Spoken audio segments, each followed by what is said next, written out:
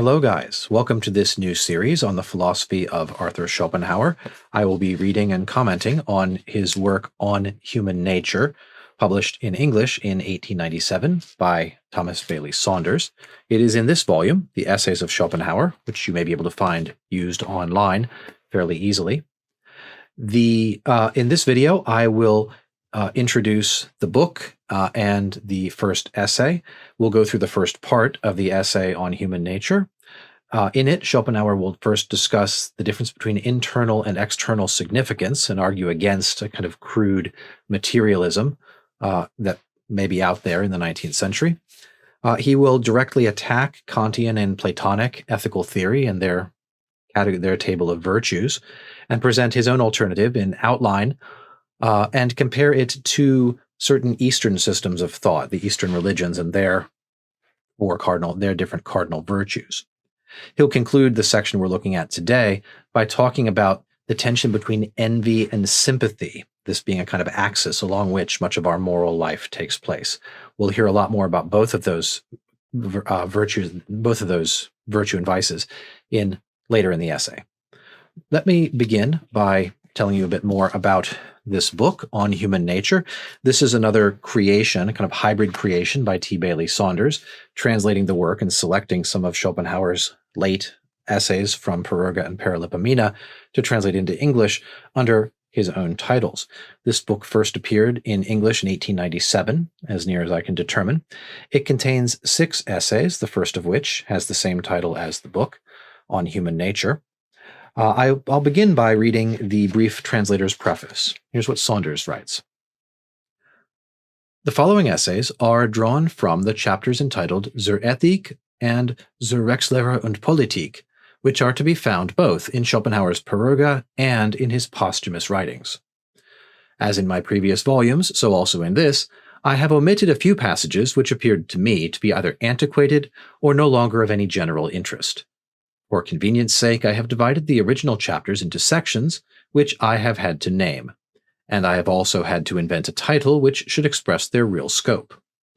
The reader will find that it is not so much politics, ethics, and politics that are here treated, as human nature itself in various aspects.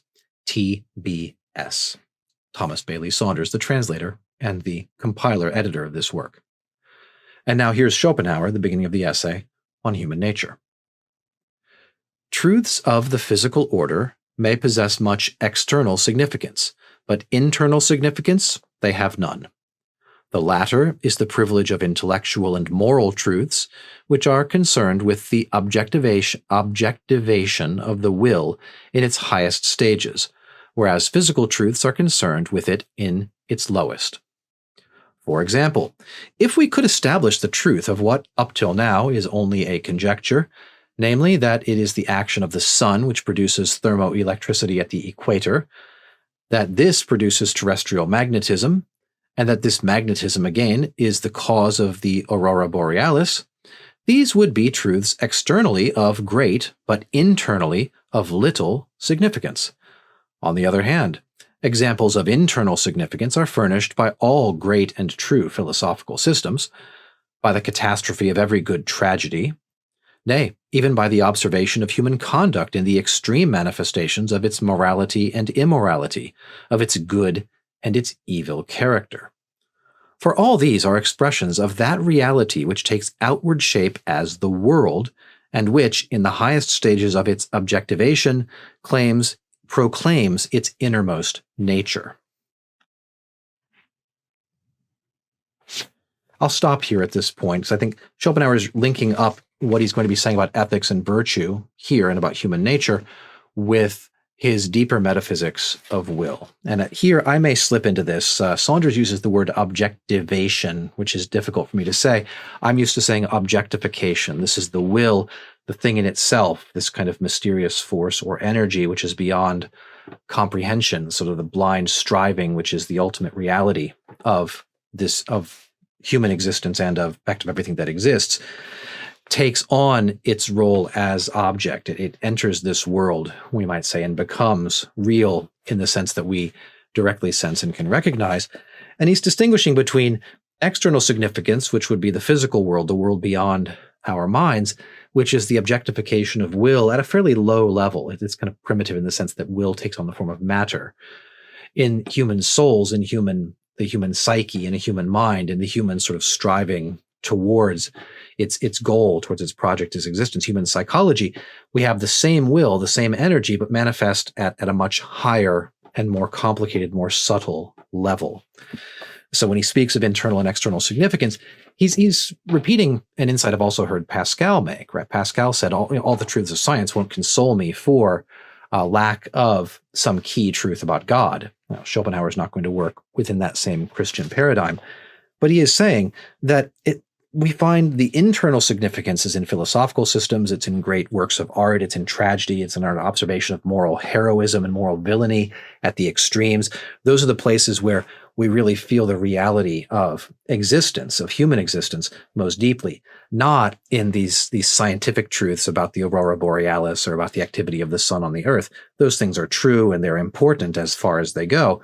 But for Schopenhauer, that the deep metaphysical truth about what reality is revealed to us in internal significance, which is why we're going to be focusing on the life of virtue and these elements of human moral behavior and judgment, and not merely upon what is outside of us. So that's my comment on that. Schopenhauer goes on. To say that the world has only a physical and not a moral significance is the greatest and most pernicious of all errors, the fundamental blunder, the real perversity of mind and temper. And at bottom, it is doubtless the tendency which faith personifies as Antichrist. Nevertheless, in spite of all religions, and they are systems which one and all maintain the opposite and seek to establish it in their mythical way, this fundamental error never becomes quite extinct, but raises its head from time to time afresh until universal indignation compels it to hide itself once more. Yet, however certain we may feel of the moral significance of life and the world, to explain and illustrate it, and to resolve the contradiction between this significance and the world as it is, form a task of great difficulty. So great, indeed, as to make it possible that it has remained for me to exhibit the true and only genuine and sound basis of morality everywhere and at all times effective, together with the results to which it leads. The actual facts of morality are too much on my side for me to fear that my theory can ever be replaced or upset by any other. I'll pause and comment here. This last paragraph, a bit of Schopenhauerian bravado. Right? This task is so difficult that apparently it has not been solved by my predecessors, yet the facts are on my side. My theory so completely explains the phenomenon of the moral life of humanity that I have no fear that it will ever be replaced or overturned by another. The previous paragraph, this perversity of mind, which is to imagine that the world has only external significance and that the moral and the psychological is not revealing to us the nature, the fundamental nature of reality at a much deeper level.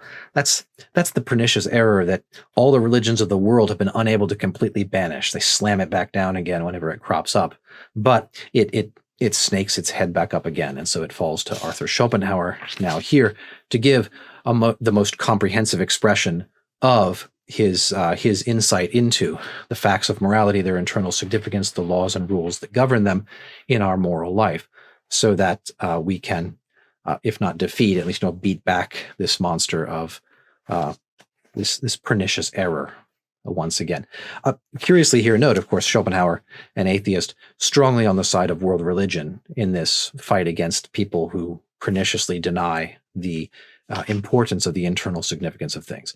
Very pro-metaphysics, even if he's very anti-organized religion or Christianity as it traditionally practiced. Going on now with Schopenhauer. However, so long as even my ethical system continues to be ignored by the professional world, it is Kant's moral principle that prevails in the universities. Among its various forms, the one which is most in favor at present is the dignity of man. I have already exposed the absurdity of this doctrine in my treatise on the foundation of morality. Therefore, I will only say here that if the question were asked on what the alleged dignity of man rests, it would not be long before the answer was made that it rests upon his morality. In other words, his morality rests upon his dignity, and his dignity rests upon his morality. But apart from this circular argument, it seems to me that the idea of dignity can be applied only in an ironical sense to a being whose will is so sinful, whose intellect is so limited, whose body is so weak and perishable as man's. How shall a man be proud when his conception is a crime, his birth a penalty, his life a labor, and death a necessity?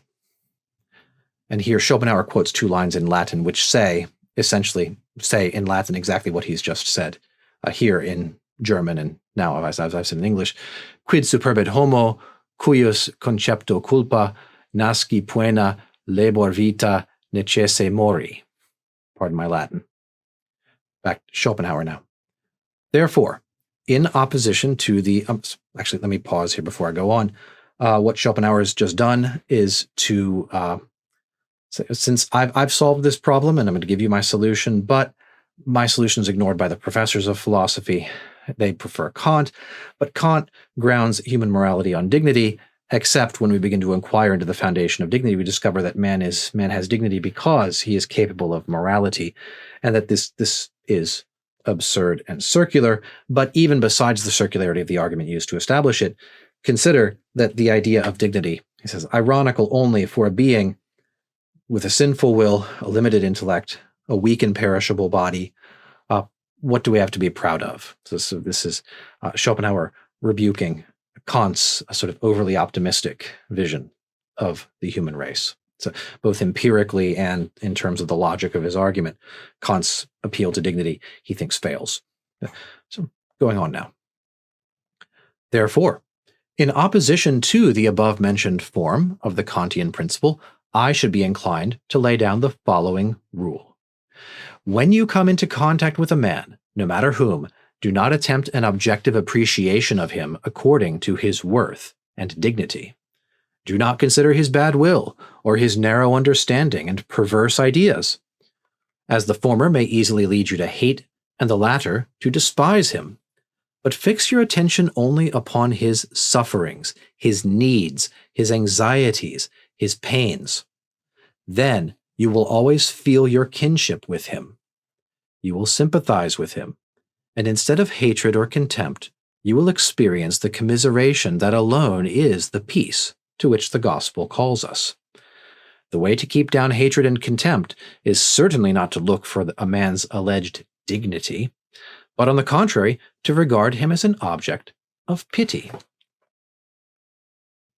This is what I've said before. Schopenhauer's solution is alternative to a Kantian ethic of rational duty and human dignity based upon our ability to recognize and perform and dedicate ourselves to our rational duty, to will the good, to will according to the categorical imperative, to be dignified and treat each other as ends rather than means.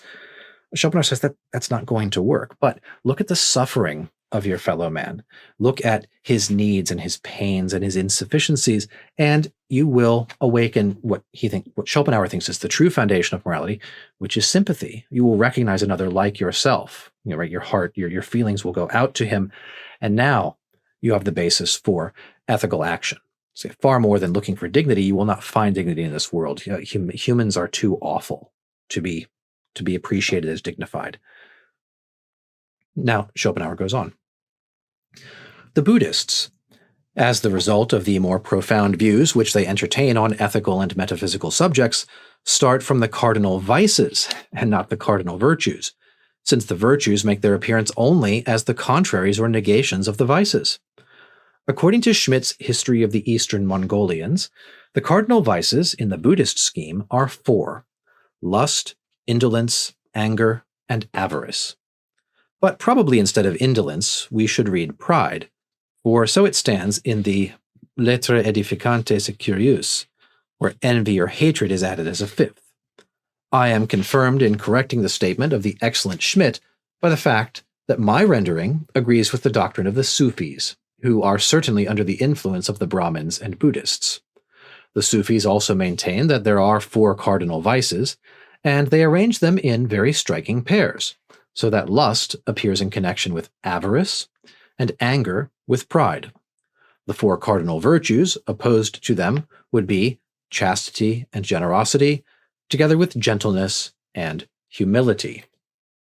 Now, I'll just say in passing that I'm not going to try to trace down how accurate Schopenhauer's understanding of Buddhism, Sufism, and the like are compared to our knowledge of these things right now. People who know far more about that can perhaps give me some information and resources in the comments if you wish. But noting that the way to begin, he seems to think, is let's begin with the vices. We know that human beings are awful. In what ways are they awful? What are the specific vices?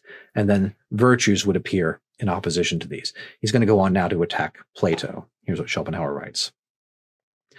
When we compare these profound ideas of morality as they are entertained by Oriental nations with the celebrated cardinal virtues of Plato, which have been recapitulated again and again, justice, valor, temperance, and wisdom, it is plain that the latter are not based on any clear leading idea, but are chosen on grounds that are superficial, and in part, obviously false.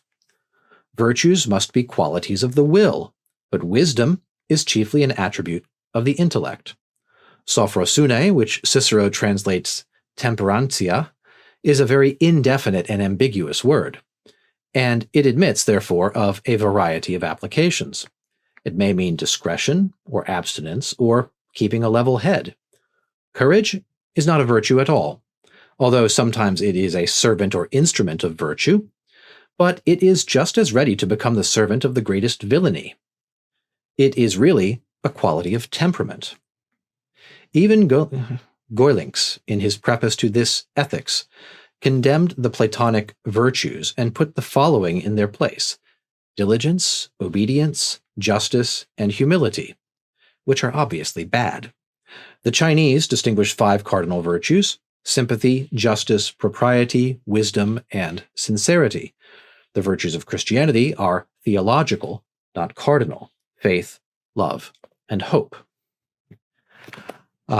Comment from me, I think that the frontal attack on Plato here is a little bit surprising to me, because Schopenhauer does admire Plato a great deal, one of 2 thinkers, along with Kant, whom he's also just attacked, whom he really assigns tremendous value to.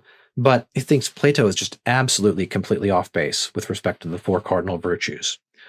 He says of them, courage isn't a virtue, it's a quality of temperament, a willingness to face danger, sort of orientation towards what is dangerous. We'll hear more about that later on. And wisdom, quality of the intellect, not a feature of the will, of our choosing. People who do virtue ethics can comment upon this. Schopenhauer is only giving us this one paragraph to go through different catalogs of virtues from different traditions. But we will note that he seems to think that Plato's catalog is unambiguously bad and needs to be replaced with something else. This next and final passage that I'll read is going to get into the very beginning of what Schopenhauer means for a replacement foundation for thinking about virtue. Here's what he writes. Fundamental disposition toward others, assuming the character either of envy or of sympathy, is the point at which the moral virtues and vices of mankind first diverge. These 2 diametrically opposite qualities exist in every man, for they spring from the inevitable comparison which he draws between his own lot and that of others. According as the result of this comparison affects his individual character, does the one or the other of these qualities become the source and principle of all his action. Envy builds the wall between thee and me thicker and stronger. Sympathy makes it slight and transparent. Nay, sometimes it pulls down the wall altogether, and then the distinction between self and not self vanishes. That's as far as I'm going to read today. Schopenhauer, I think this idea that envy and sympathy is this sort of fundamental, north and south pole or positive and negative axis along which our moral life takes place is quite valuable. It gives us a sort of indication of where Schopenhauer is going to be building up his ethic of compassion. in the sense that if I compare myself to someone else in this spirit of envy, I build the wall between us becomes thicker. They become more unlike me. I sympathize with them less. If I sympathize with them more, I see more of myself in them. The barrier between us comes down, and my ability to act in their interests to relieve their suffering, just as I act kind of instinctively, automatically to relieve my suffering where I can, is going to come down. So we'll hear a great deal more about both of these ideas, envy and sympathy, later in the essay. But we've come to the end of what I've planned out as the first part of this new series, let's say the first episode of this series on human nature. We'll be talking next about the virtue of courage, or valor, as it's been translated by Saunders in some places. What Schopenhauer thinks of it, he's already told us he thinks it's not a virtue, but a quality of the disposition or quality of temperament. So we'll hear that in the next video. In closing, just let me mention that I appreciate all you guys watching me and giving your support to the channel. If you'd like to support my work in one additional way, you might consider joining this channel as a channel member. For $2 a month, you can get early access to my videos. I give 1 week early access to all my members to all my videos, including this one. So if you want to do that, you certainly can, and I would appreciate it. In any event, thanks for watching this video today. Goodbye.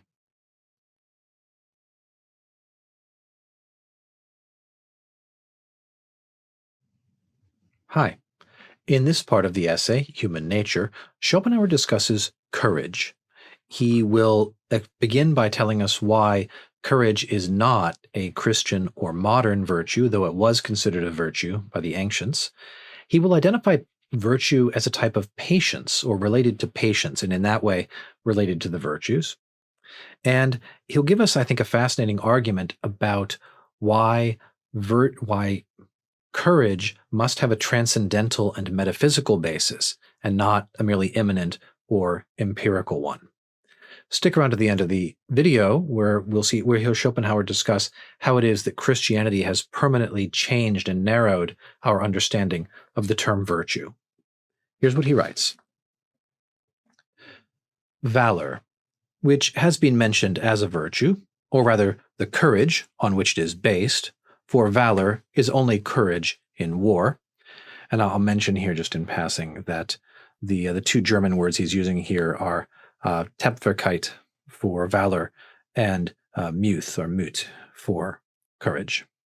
So, something like steadfastness and heart. Okay. I'll begin again.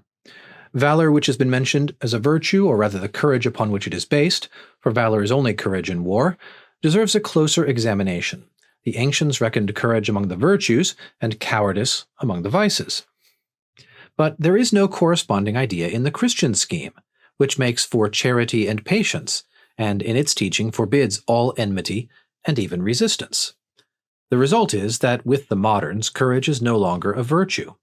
Nevertheless, it must be admitted that cowardice does not seem to be very compatible with any nobility of character, if only for the reason that it betrays an overgreat apprehension about one's own person. From this first paragraph, I'll explain briefly. Schopenhauer here, not diving deep into Christian theology, but observing that the ancients reckoned courage a virtue and cowardice a vice. Christianity, with its ethic of turn the other cheek and do not resist oppression being done to you, let us say it must at least have a more problematic relationship to courage as the sort of straightforward virtue of warfare. On the other hand, he says, even for we as moderns, there is something ignoble about cowardice, most specifically because it's very self-interested. It betrays a sort of overweening, inordinate concern with one's own person, with one's own personal survival. We'll see him tease that out a little bit further in what's coming. So we go on. Courage, however, may also be explained as a readiness to meet ills that threaten at the moment in order to avoid greater ills that lie in the future, whereas cowardice does the contrary.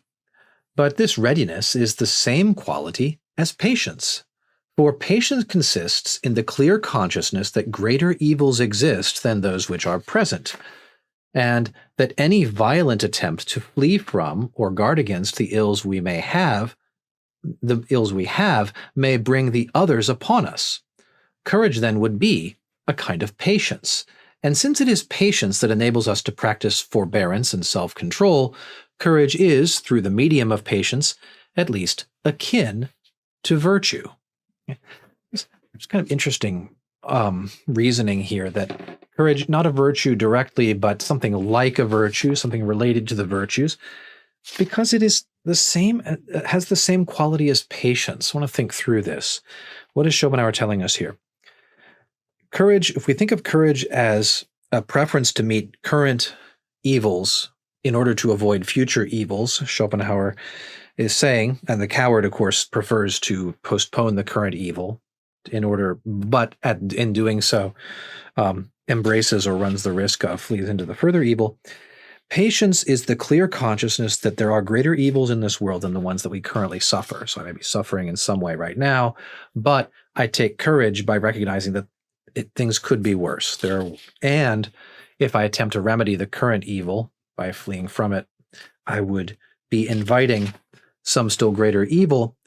Courage then would be a kind of patience, and therefore it would be similar to, sort of in the same neighborhood as, forbearance and self-control, which is this sort of ability to endure. It seems to me what he's doing here is reducing the remnant of courage to a kind of endurance of what must be endured, and a recognition that in trying to eliminate current suffering, I might bring more suffering and more evil upon myself.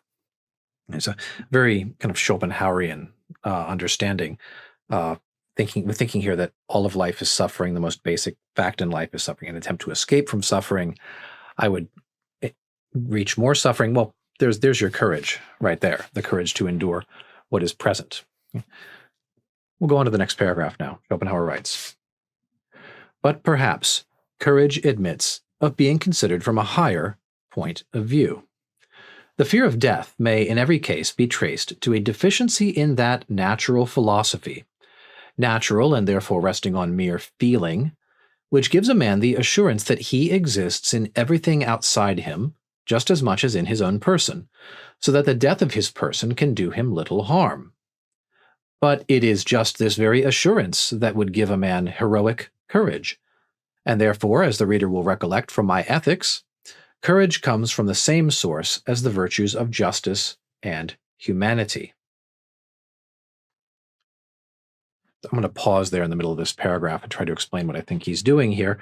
This is Schopenhauer relating the virtue of courage from a higher point of view, a point of view which not everybody will be able to understand and access. So this is perhaps for not for the common run of man, but considered from a certain perspective.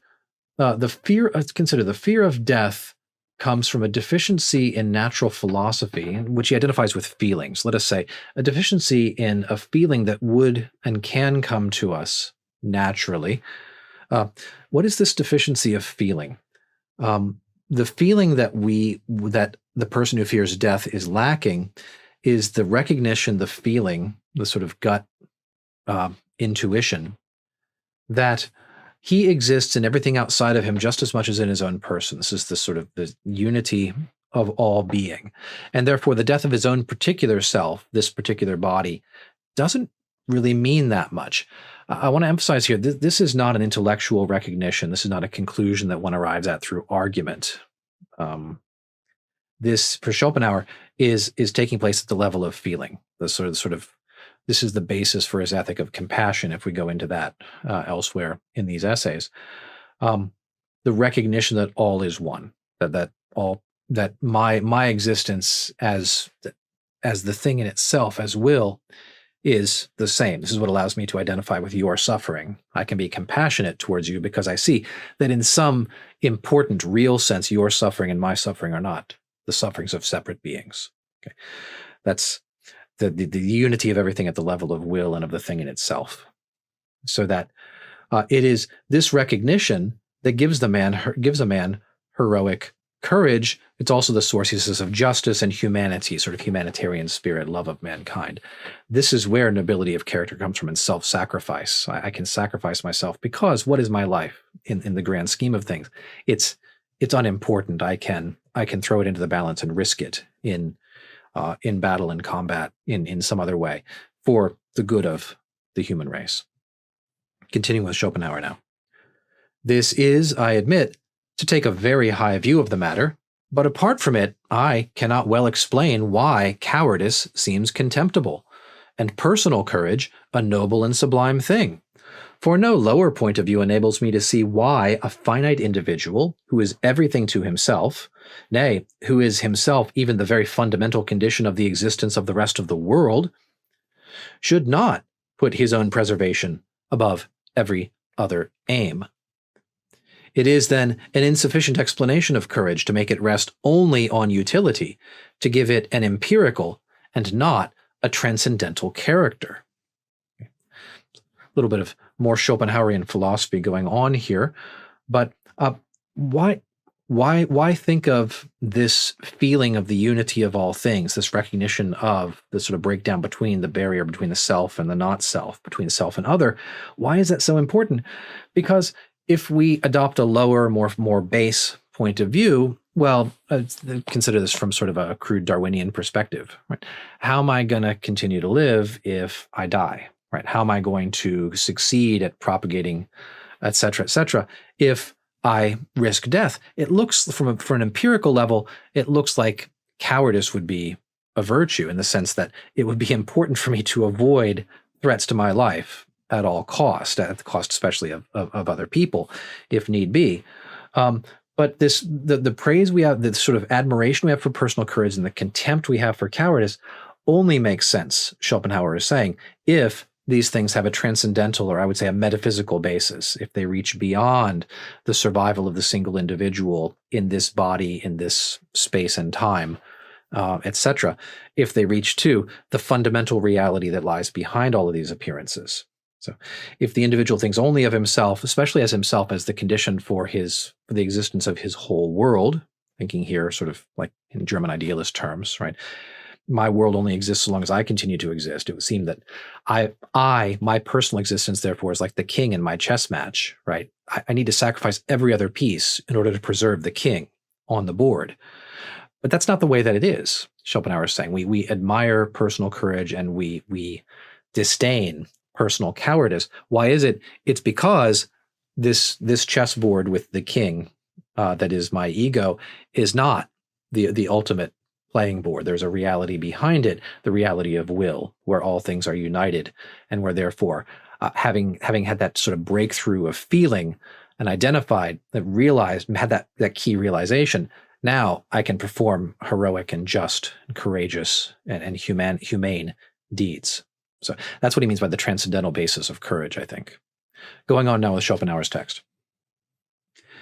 It may have been for some such reason that Calderon once uttered a skeptical but remarkable opinion in regard to courage, nay, actually denied its reality, and put his denial into the mouth of a wise old minister addressing his young sovereign. Although, he observed, natural fear is operative in all alike, a man must be brave in not letting it be seen, and it is this that constitutes courage. Que aunque el natural temor en todas obra igualmente, no mostrarle es ser valiente, y esto es lo que hace el valor. And the lines he's just quoted from La hija del aire, the daughter of the air, say precisely what the English has said just before that. Although natural fear is equal in everyone, a man, to be brave means not letting it be seen, not showing it to others. And this is what courage is having the natural fear that everyone else has, but not showing it, keeping the brave face.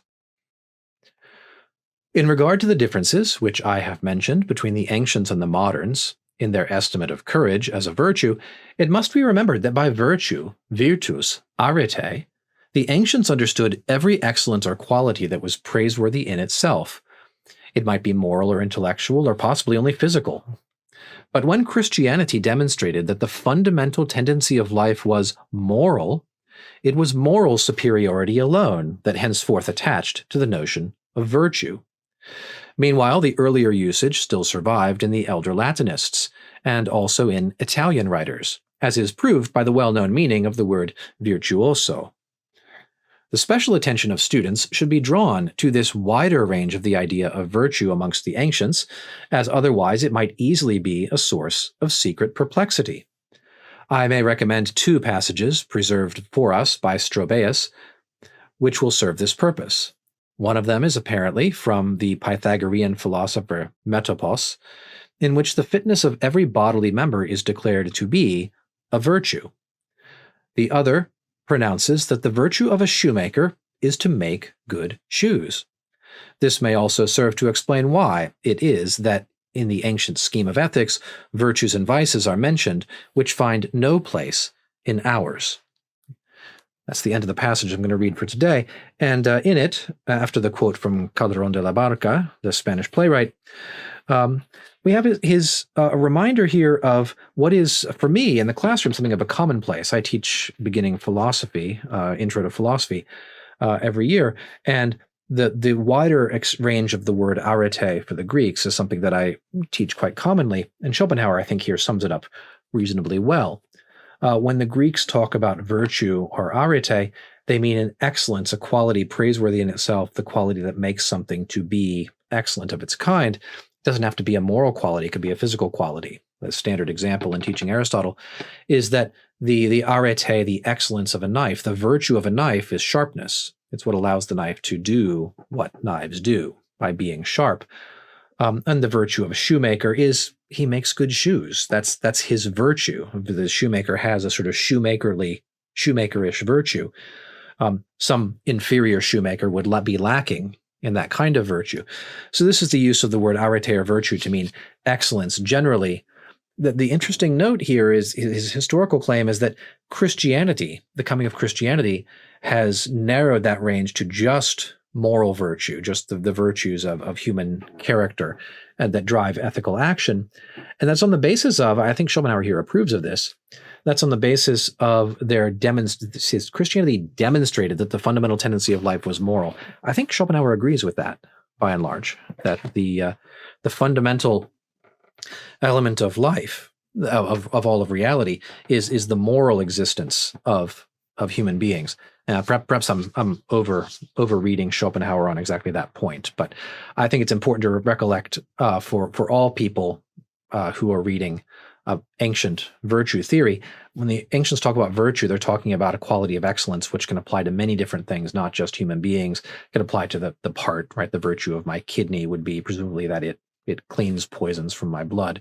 The virtue of a hand is to be able to grasp, et cetera, et cetera.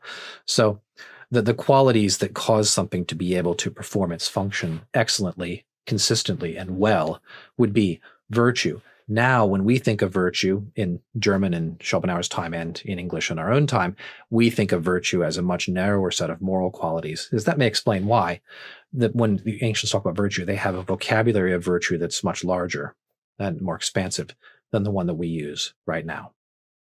So that's my look at Schopenhauer's writing on courage and valor in his essay, Human Nature, in this volume on human nature, edited by T. Bailey Saunders. In the next video, I'll talk about what Schopenhauer says about the vice of avarice, or is it a vice? We'll talk about avarice in the next video. Thanks for watching today. Goodbye.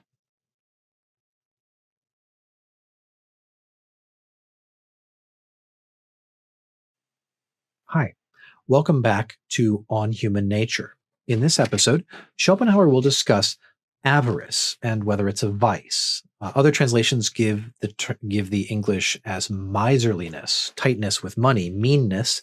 The German word is Geiz, G-E-I-Z. Schopenhauer will present for us two cases for and against classifying avarice as a vice, and then he'll give us his brief conclusion at the end of this section. Here's what he writes. As the place of courage amongst the virtues is a matter of doubt, so is that of avarice amongst the vices. It must not, however, be confounded with greed, which is the most immediate meaning of the Latin word avaritia. Let us then draw up and examine the arguments pro et contra in regard to avarice, and leave the final judgment to be formed by every man for himself. On the one hand, it is argued that it is not avarice, which is a vice, but extravagance, its opposite. Okay. I'll mention other translations give this word as waste or wastefulness. But extravagance, its opposite, is the vice. Extravagance springs from a brutish limitation to the present moment, in comparison with which the future, existing as it does only in thought, is as nothing. It rests upon the illusion that sensual pleasures possess a positive or real value. Accordingly, future need and misery is the price at which the spendthrift purchases pleasures that are empty, fleeting, and often no more than imaginary, or else feeds his vain, stupid self-conceit on the bows and scrapes of parasites who laugh at him in secret, or on the gaze of the mob and those who envy his magnificence. We should therefore shun the spendthrift as though he had the plague, and on discovering his vice, break with him betimes, in order that later on, when the consequences of his extravagance ensue, we may neither have to help to bear them, nor, on the other hand, have to play the part of the friends of Timon of Athens. And here Shakespeare is certainly referring to Shakespeare's play, Timon of Athens. I believe that Timon's friends are called to bail him out when he becomes poor or goes into debt and refuse to do so. So either you have to bear with your friend's poverty if he's a spendthrift, a prodigal, or you have to have the unpleasantness of refusing him and letting him sink on his own. In neither case is it really a good idea to be friends, to be closely allied with somebody who spends freely and wastes his money. At the same time, it is not to be expected that he who foolishly squanders his own fortune will leave another man's intact, if it should chance to be committed to his keeping. Nay, sui profusus und alieni appetens are by Sallust very rightly conjoined. As the Latin quote here means wasting one's own and wanting another's. Hence it is that extravagance leads not only to impoverishment, but also to crime. And crime amongst the moneyed classes is almost always the result of extravagance.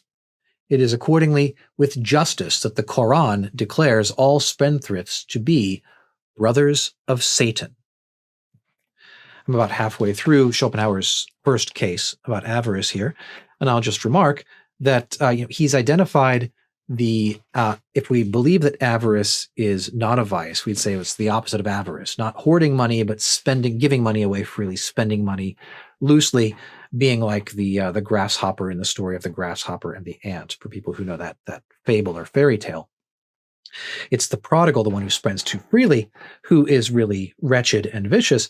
Why? Well, he identifies it with a certain kind of brutishness, an attention to the present as opposed to the future, so a sort of a low psychological, intellectual quality of human thinking and motivation. It is a focus upon present pleasures as though they were genuine and something of real value. And of course, if we follow Schopenhauer, we know that that's not the case, that pleasure is in fact a negative thing, the absence of pain. We'll hear more about that in a moment. That the person who is wasteful could also be vain and selfish and destructive, and such a person should be shunned. You don't want to be associated with such a person in business dealings or in friendship, because they can only ever be dangerous to you. Their path leads to poverty and to crime, however much they're enjoying themselves at the present moment. So it seems that it's bad to be a spendthrift, and it's also bad to be in any way associated with a spendthrift. That those are also marks of vice. We'll hear him now as part of this same case about avarice, praise, avarice, and miserliness. And here's what he writes. But it is superfluity that avarice brings in its train, and when was superfluity ever unwelcome? That must be a good vice which has good consequences. Avarice proceeds upon the principle that all pleasure is only negative in its operation, and that the happiness which consists of a series of pleasures is a chimera. That, on the contrary, it is pains which are positive and extremely real. Accordingly, the avaricious man, the miser, forgoes the former, pleasures, in order that he may be better preserved from the latter, pains. And thus it is that bear and forbear, sustine et abstine, sustain and abstain, is his maxim. And because he knows further how inexhaustible are the possibilities of misfortune and how innumerable the paths of danger, he increases the means of avoiding them in order, if possible, to surround himself with a triple wall of protection. Who then can say where precaution against disaster begins to be exaggerated? You might say, if you're saving up money against the possibility of disaster, well, who can say how much is too much?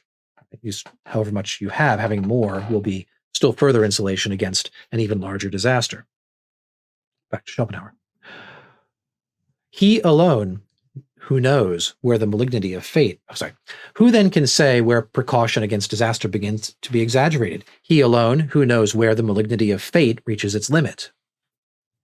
And even if precaution were exaggerated, it is an error which, at the most, would hurt the man who took it, and not others. If he will never need the treasures which he lays up for himself, they will one day benefit others whom nature has made less careful. That until he withdraws the money from circulation is no misfortune, for money is not an article of consumption. It only represents the good things which a man may actually possess, and is not one itself. Coins are only counters. Their value is what they represent, and what they represent cannot be withdrawn from circulation.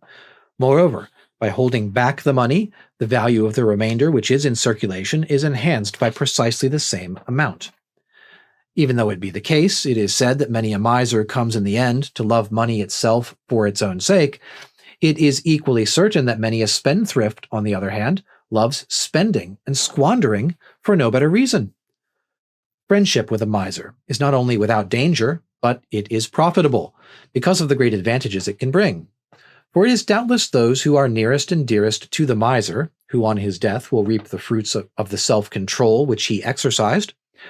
But even in his lifetime, too, something may be expected of him in cases of great need. At any rate, one can always hope for more from him than from the spendthrift, who has lost his all and is himself helpless and in debt. Mas da el duro que el desnudo, says a Spanish proverb.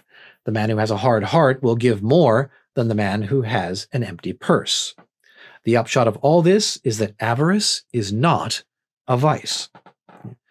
I'll pause for comment here. The Spanish proverb there, he means literally, the hard-hearted gives more than the naked. Okay, so if you need money from someone, well, if it's going to be anybody, it's going to be Ebenezer Scrooge. It's not going to be Bob Cratchit, who doesn't have anything at all.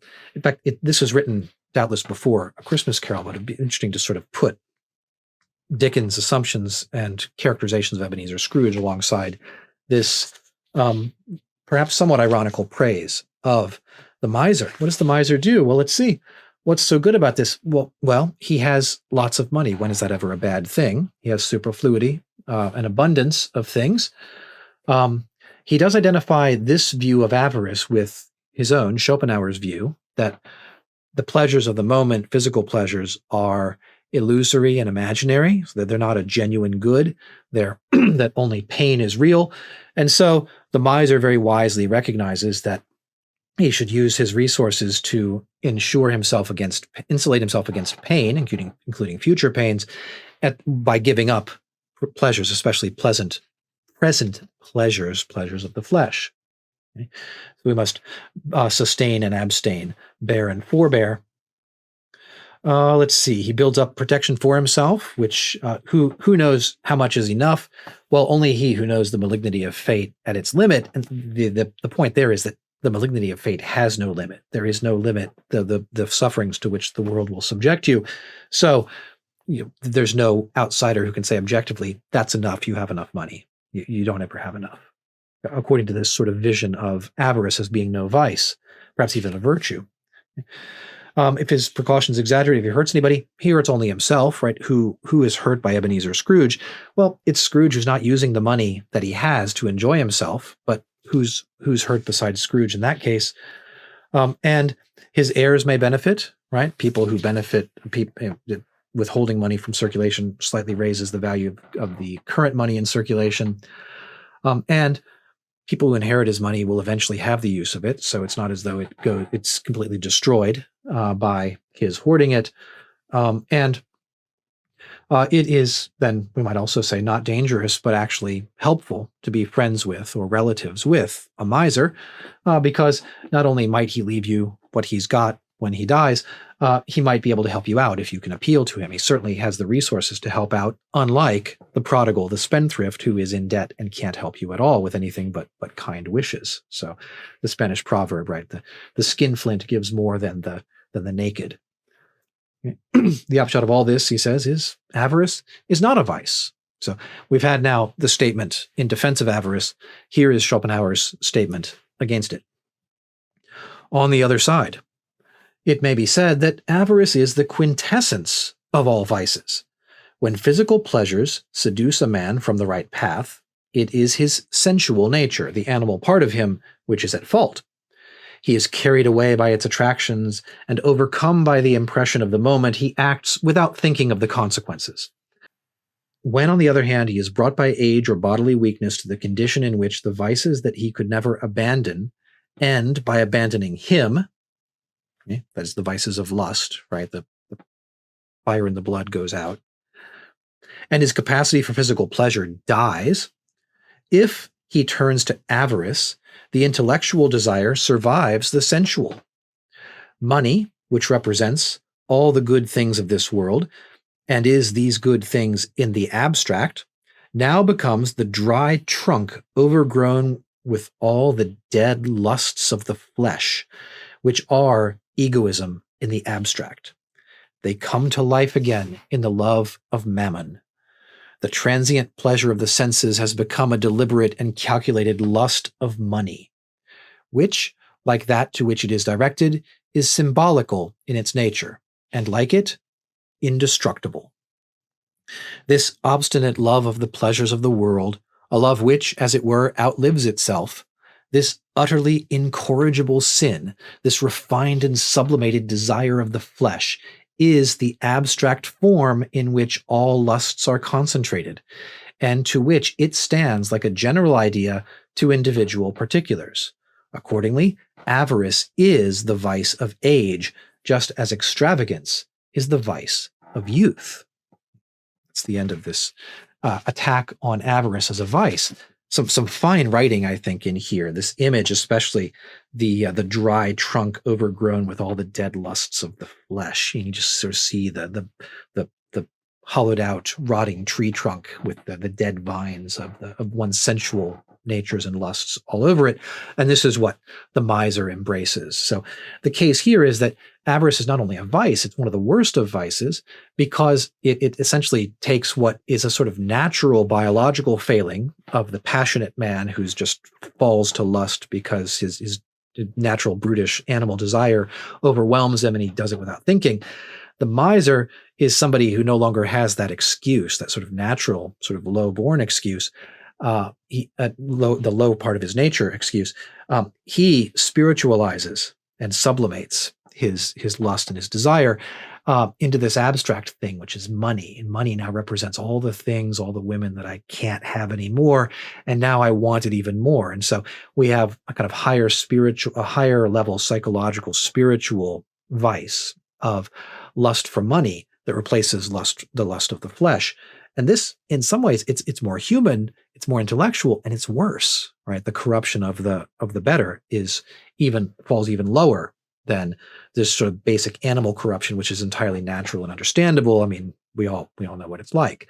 But the person who sort of has this, again, back to this great image, right? The dry trunk overgrown with the dead lusts of the flesh, which is egoism, the abstract. Now, here's an abstract vice, an abstract desire and lust and passion for an abstract thing, which is just money, purchasing power, not ever actually used to enjoy oneself, but hoarded and sort of sought pleasure, sort of a psychological or intellectual pleasure in that way.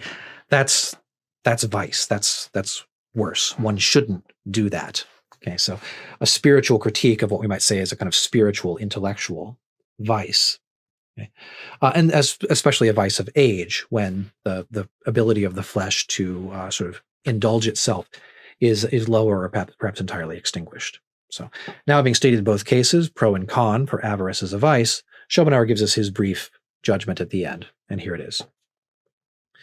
This disputatio in utramque partem, this or dispute of the pros and the cons, this debate for and against, is certainly calculated to drive us into accepting the juste milieu, the happy mean, morality of Aristotle, a conclusion that is also supported by the following consideration. Every human perfection is allied to a defect into which it threatens to pass. But it is also true that every defect is allied to a perfection. Hence it is that if, as often happens, we make a mistake about a man, it is because at the beginning of our acquaintance with him, we confounded his defects with the kinds of perfection to which they are allied. The cautious man seems to us a coward, the economical man a miser, the spendthrift seems liberal, the rude fellow downright insincere. The foolhardy person looks as if he were going to work with a noble self-confidence, and so on in many other cases. That's the end of this section on avarice, and Schopenhauer has concluded by saying, we've heard the case that avarice is not a vice, miserliness is not a vice. We've heard the case that it is a vice. And this seems perfectly calculated to the conclusion that Aristotle was right, and there must be a happy medium between them. We don't want to be bad in the one way, but we don't want to be bad in the other way as well. So it seems that this is where Schopenhauer is going to stake his claim. There's something bad about wastefulness, and there's something bad about extreme miserliness. They're both bad in different ways. We might not be surprised to find Schopenhauer concluding that the ways in which human beings can be bad and corrupt and vicious and wicked are many, and so we have many different types of vices to avoid. We might say that, I might put it this way, that wastefulness and miserliness are both vices, but miserliness is more wicked because of being more human and more psychologically advanced, involving a higher level of intellectual abstraction and attraction towards the world. So it's more complicated, more human, less bestial, and therefore, in some sense, worse. What should you do? You should absolutely avoid them both. But he's had a good time, I think, praising the benefits, the benevolence of the miser, right? Who doesn't hurt anybody except himself and ends up profiting and benefiting other people. Besides, and then we have this psychological observation at the end of this section that every defect is allied to a perfection. Good traits are matched with faults, and we often mistake a defect for the virtue, for the perfection, and vice versa. So this, he says, gives further support to this idea that there is something in avarice that is good and also bad. There is something in miserliness that we could see as representing a good quality up to a point. Beyond that point, then it becomes something to be avoided as a vice. So that's Schopenhauer's treatment of avarice in this section of the essay Human Nature from the volume on Human Nature. We'll look at the next section. At Schopenhauer, the next section will begin with Schopenhauer's observation that there's a problem with our equating stupidity with wickedness. We might be tempted to think that at first, and that's a mistake. And he'll explain why, and I'll talk about that in the next video. Thank you for watching today. Goodbye.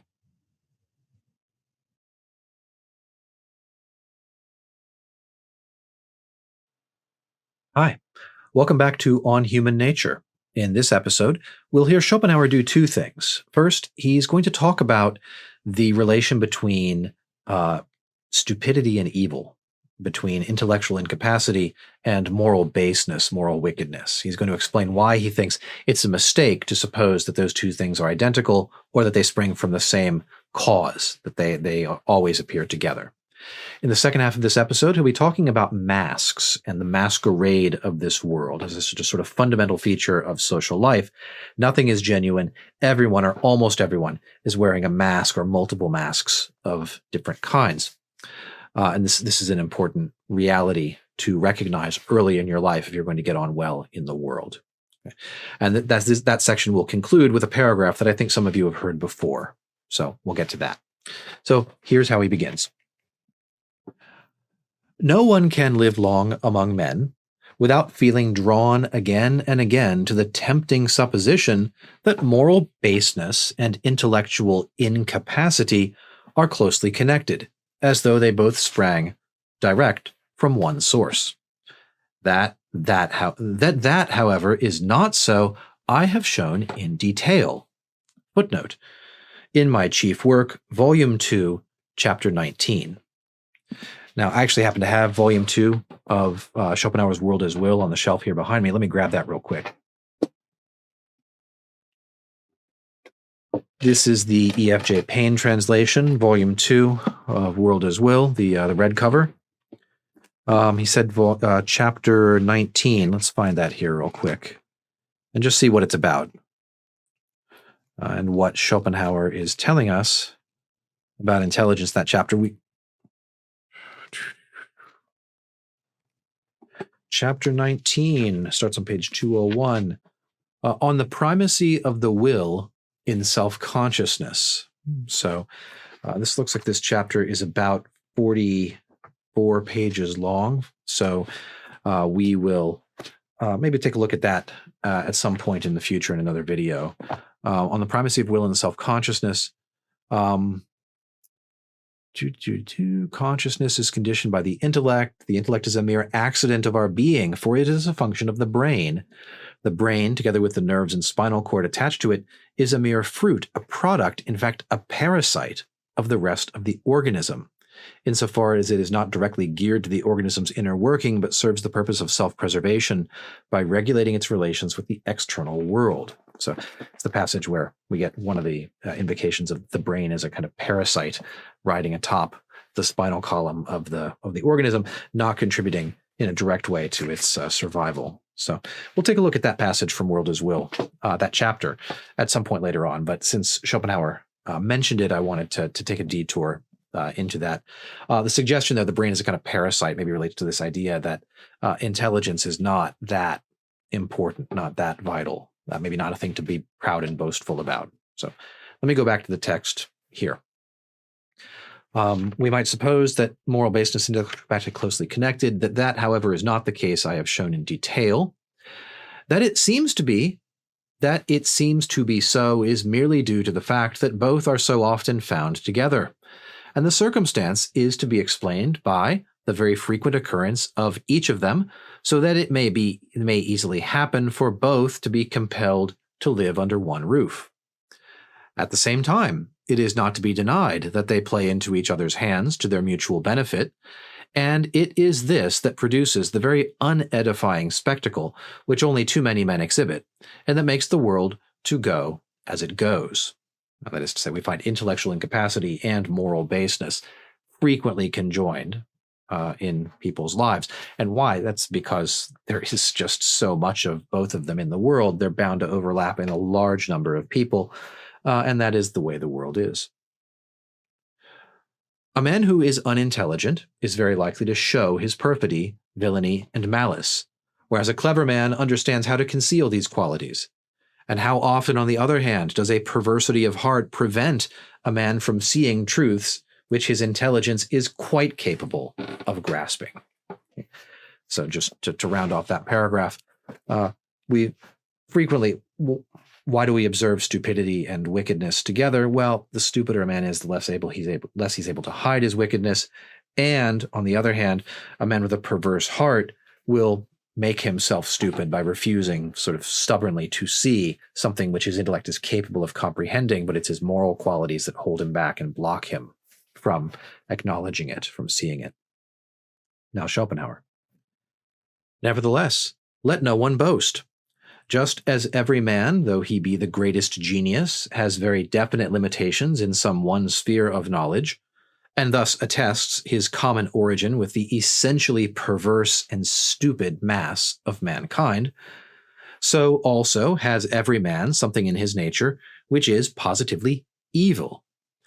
Even the best, nay, the noblest character will sometimes surprise us by isolated traits of depravity, as though it were to acknowledge his kinship with the human race, in which villainy, nay, cruelty, is to be found in that degree.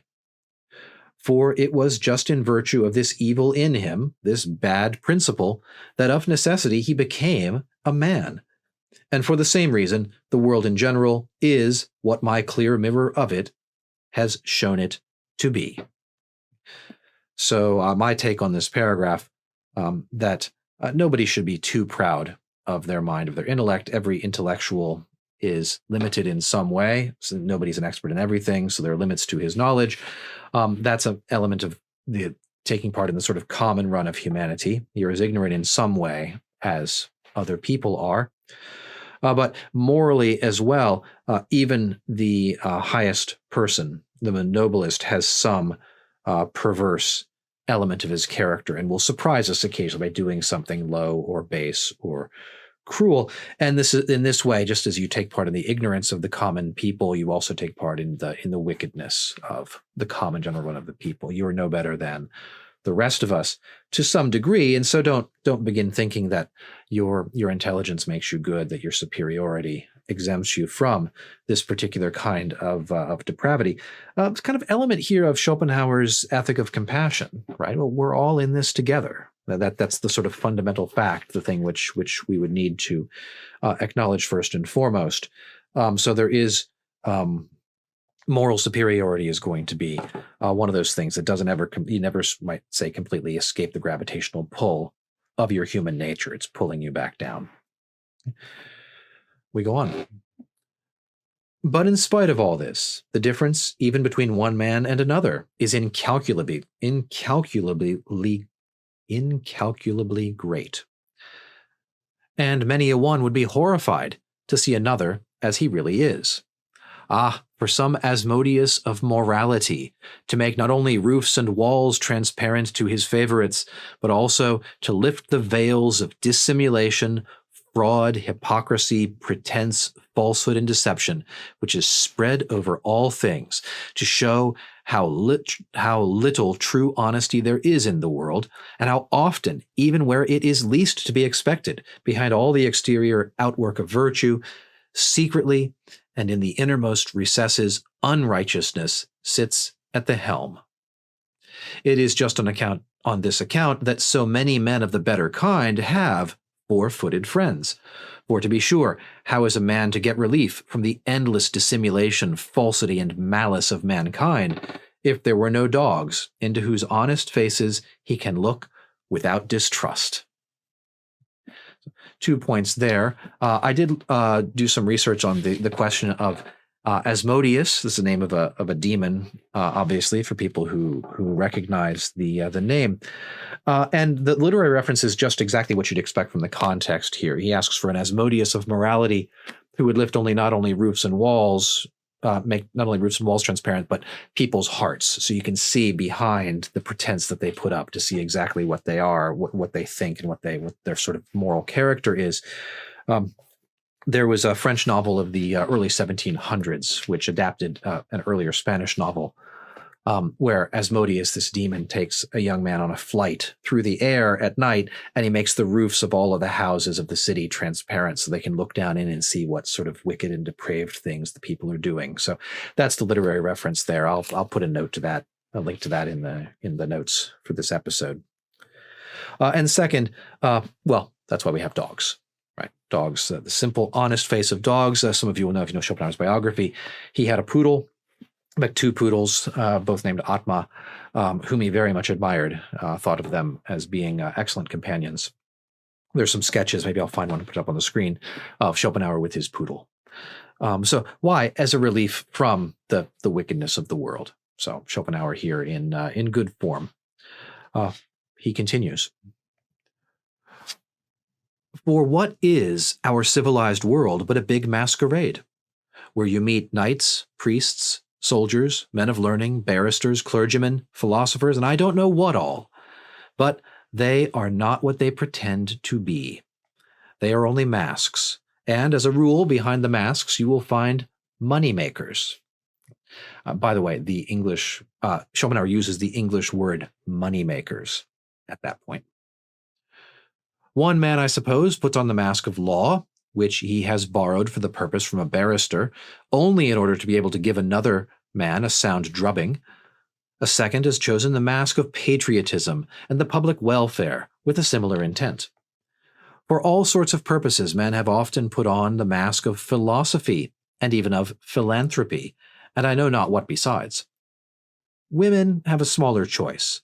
As a rule, they avail themselves of the mask of morality, modesty, domesticity, and humility.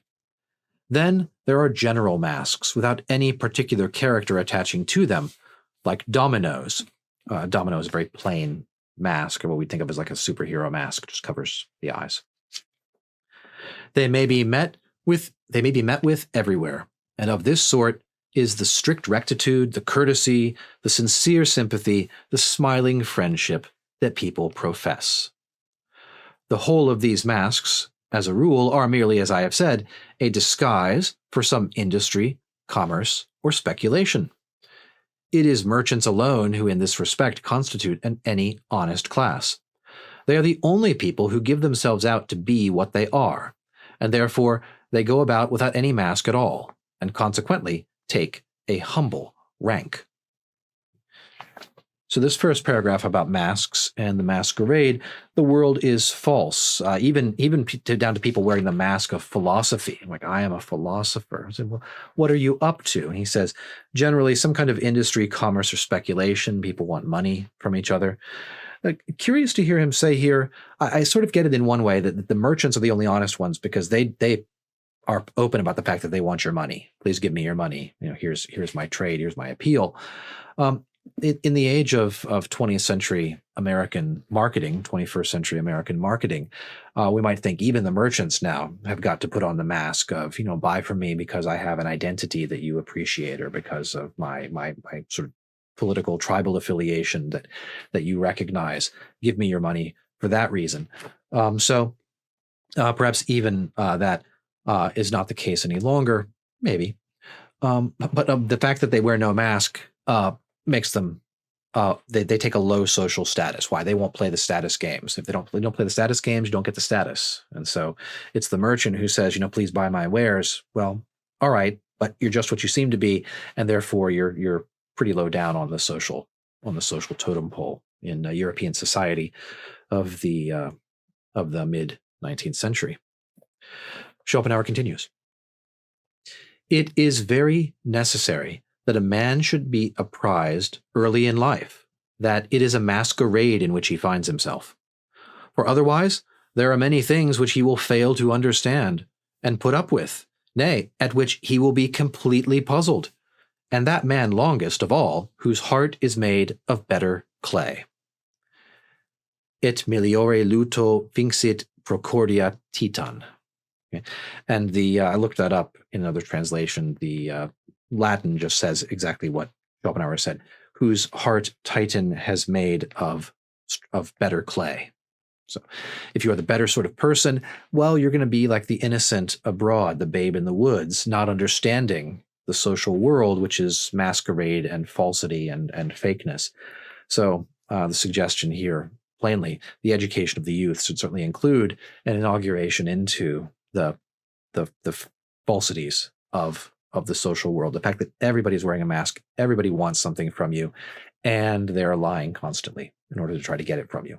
So be on your guard. Going on. Such, for instance, is the favor that villainy finds, the neglect that merit, even the rarest and the greatest, suffers at the hands of those of the same profession, the hatred of truth and great capacity, the ignorance of scholars in their own province, and the fact that true wares are almost always despised, and the merely specious ones in request. Therefore, let even the young be instructed betimes that in this masquerade the apples are of wax, the flowers of silk, the fish of pasteboard, and that all things, yes, all things, are toys and trifles, and that of two men whom we may see earnestly engaged in business, one is supplying spurious goods, and the other paying for them in false coin. That's the end of the section I'm going to read for today, and some of you may recognize that last paragraph as the one that I shared, one of the passages I shared in the teaser video for this series. You can go back and look at that. I'll link it right now and in the description below if you want to check that out. So here, finally, Schopenhauer, again, a great bit of writing. The apples are wax, the fish is pasteboard. This is the world that we live in. Nothing is genuine, and maybe you might say, the mask of genuineness is sort of the first, most basic level of masks that people wear, right? Hey, kid, everybody else is fake. My stuff is real. Well, of course, his stuff is not real. Nobody's is. Seems to be the attitude that Schopenhauer is giving us here.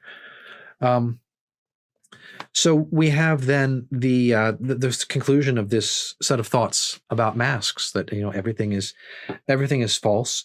The world is a masquerade. You can live in the masquerade. You just have to recognize that people are wearing masks, and you will wear a mask, and that's the nature of things.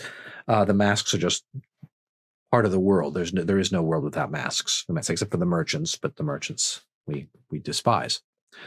So that brings me to the end of the section for today, for this episode. In the next video, in the next section of this essay, Human Nature, Schopenhauer will talk about, give us a sort of catalog of examples of the wickedness of man, of which there are plenty. Remember, he's writing this around the middle of the 19th century. So that's where we'll go next in this series about On Human Nature. I appreciate being with me today. Thanks for watching. Goodbye.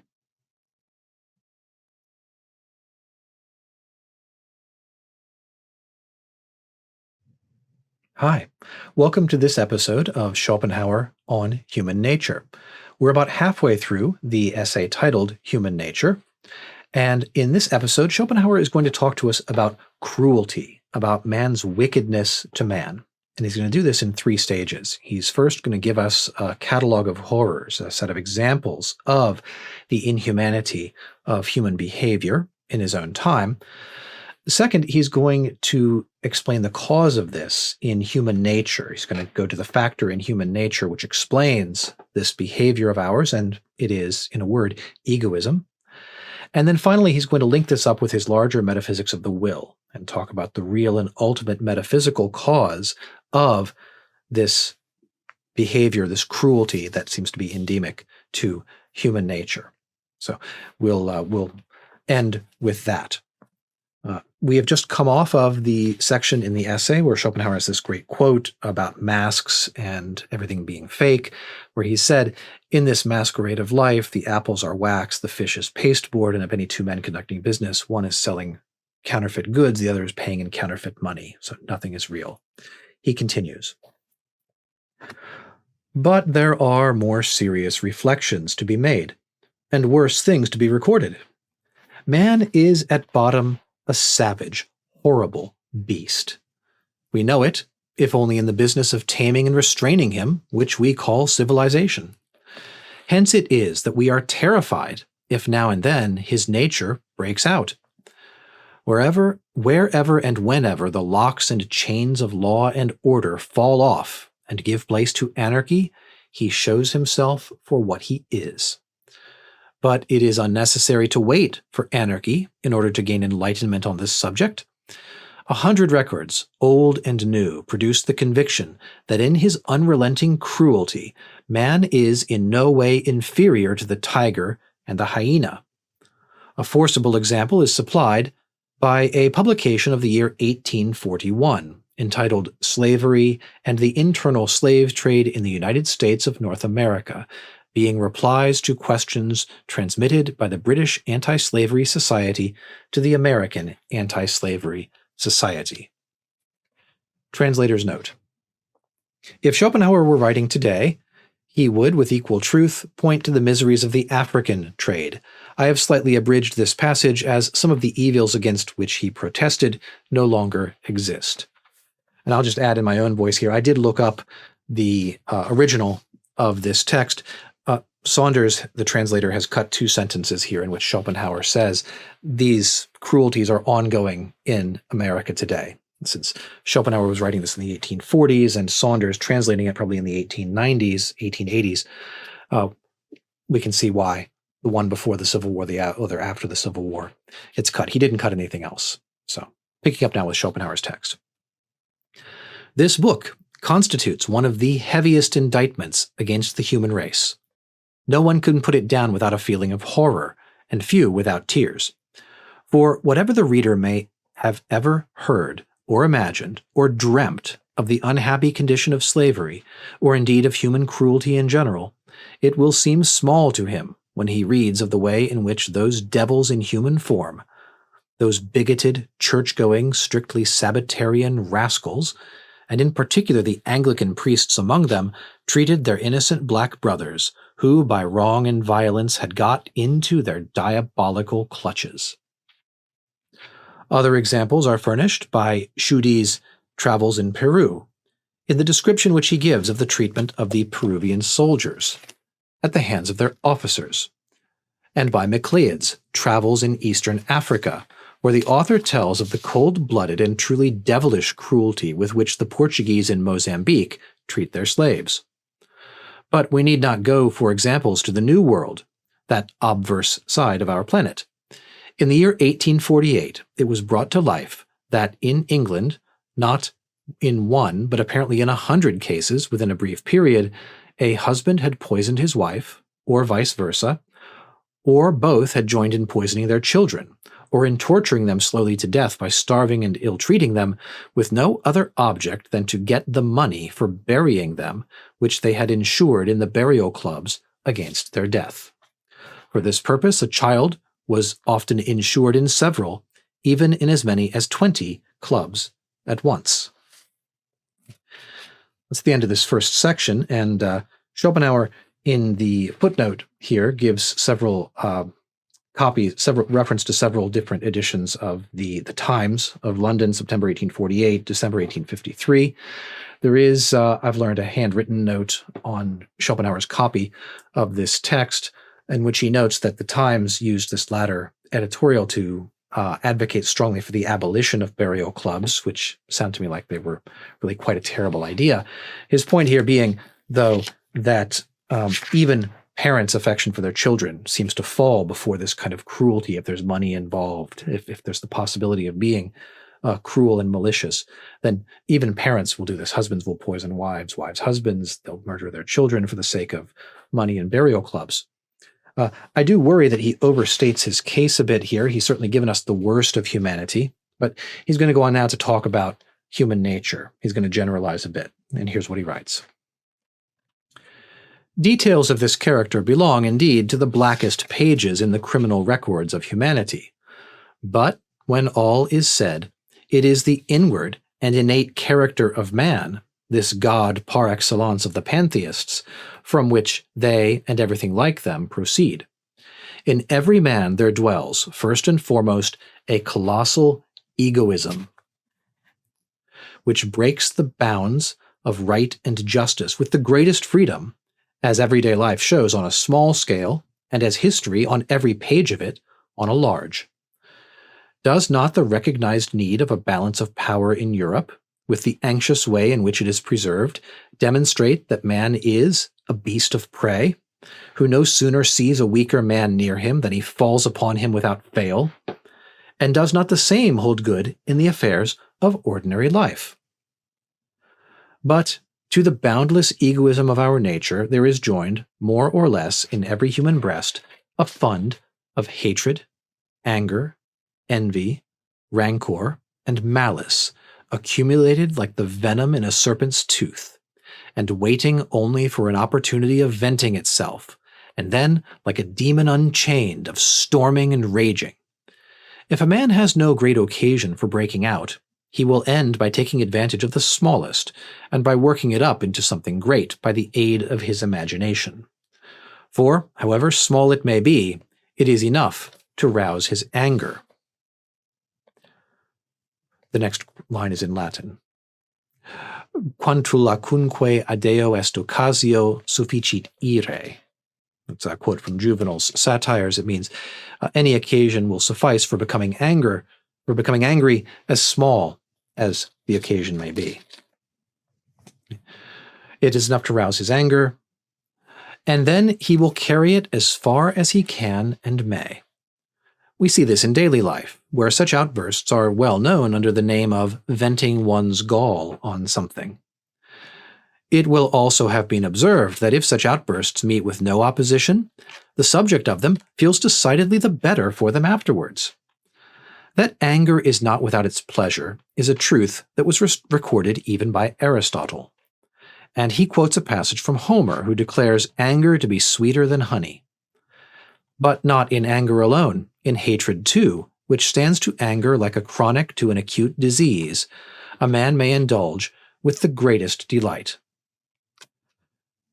Now hatred is by far the longest pleasure. Men love in haste, but they detest at leisure. That's a quote from Byron from Don Juan.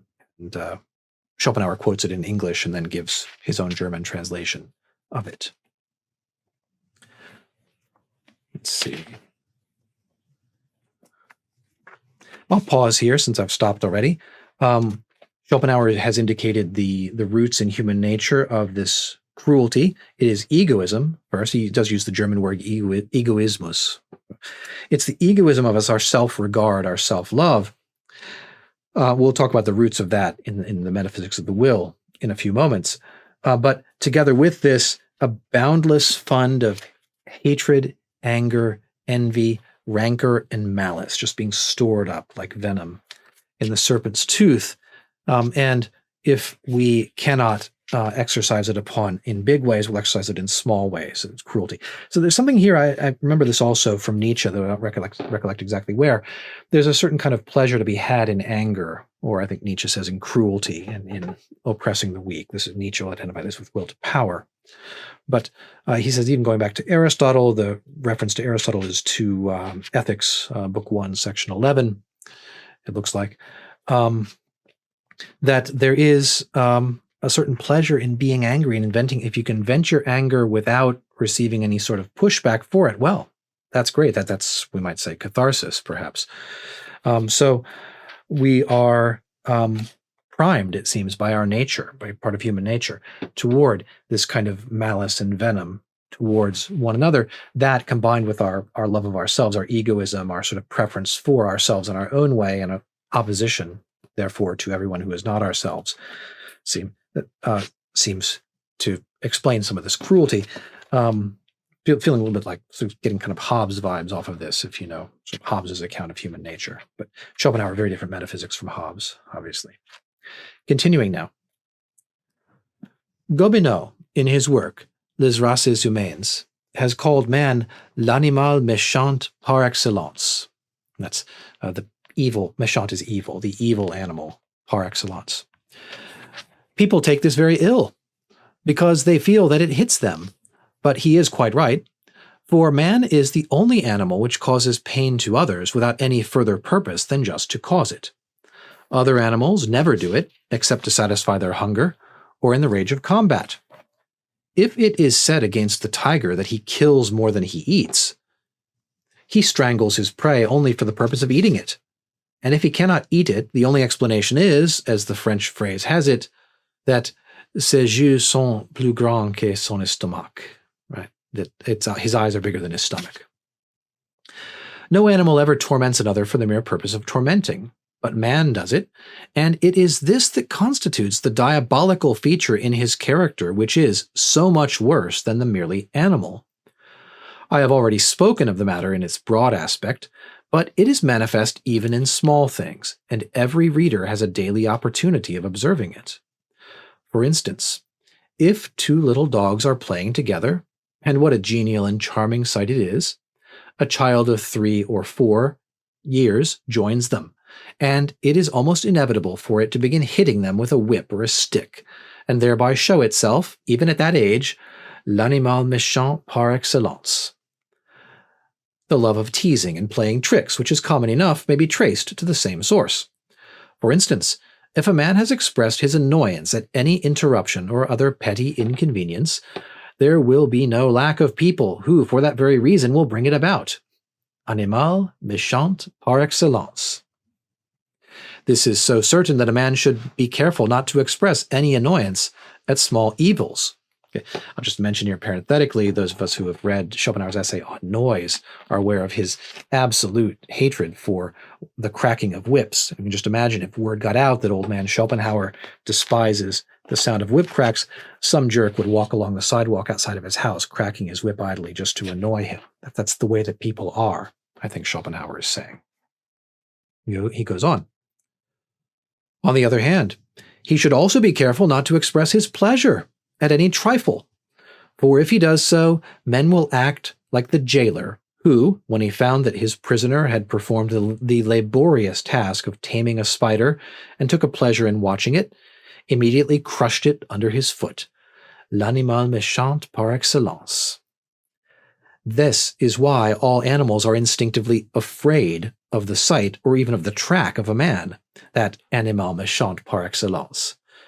Nor does their instinct play them false, for it is man alone who hunts game for which he has no use and which does him no harm. I'll pause here before going on to the final section of this episode. Schopenhauer here, obviously getting a lot of mileage out of repeating the phrase in French, right? L'animal méchant, the evil animal par excellence. It will already have occurred to many of you that cats seem to provide a counterexample, a pretty easy counterexample for Schopenhauer's claim that only human beings will kill what they can't eat, or will torment something for pleasure. It's surprising to me here that Schopenhauer emphasizes that this feature is unique to human beings, because in many other places he goes out of his way to emphasize our continuity with animals. We don't stand above them by purpose of our understanding, for example, because animals have understanding and they can even reason in an elementary way, just as well as you and I can, just as well at a basic level. They can do many intellectual tasks which the scholastics might have reserved for humans. Here it seems he goes overboard in the other direction to say that no, it's only human beings who are cruel in just this way. I would appreciate seeing more of this. I might suppose that perhaps it's only the human being who would take a sort of delight in knowing, in witnessing and knowing that his prey, the thing that he's tormenting, the one he's tormenting, is suffering because of his actions. That's something that an animal, perhaps even a cat, sort of toying with a mouse before tearing it to pieces, wouldn't necessarily do. It seems to me he maybe stumbled into just some empirical falsehoods here in describing human beings as being uniquely cruel in this way. But perhaps I'm missing something that you guys can enlighten me about in the comments. Feel free. So we'll go on to the final brief section of this where we get into the metaphysics of the will. Schopenhauer continues. It is a fact, then, that in the heart of every man there lies a wild beast which only waits for an opportunity to storm and rage in its desire to inflict pain on others, or, if they stand in his way, to kill them. It is this which is the source of all the lust of war and battle. In trying to tame, and to some extent hold it in check, the intelligence, its appointed keeper, has always enough to do. People may, if they please, call it the radical evil of human nature, a name which will at least serve those with whom a word stands for an explanation. I say, however, that it is the will to live, which, more and more embittered by the constant sufferings of existence, seeks to alleviate its own torment by causing torment in others. But in this way a man gradually develops in himself real cruelty and malice. The observation may also be added that as, according to Kant, matter subsists only through the antagonism of the powers of expansion and contraction, so human society subsists only by the antagonism of hatred or anger and fear. For there is a moment in the life of all of us when the malignity of our nature might perhaps make us murderers, if it were not accompanied by a due admixture of fear to keep it within bounds. And this fear, again, would make a man the sport and laughingstock of every boy, if anger were not lying ready in him and keeping watch. That's the end of the passage I'll read for this episode. So Schopenhauer's connection here, knowing Schopenhauer, we knew that this would end up somewhere at the will. What's the ultimate metaphysical cause of this egoism which drives us towards cruelty?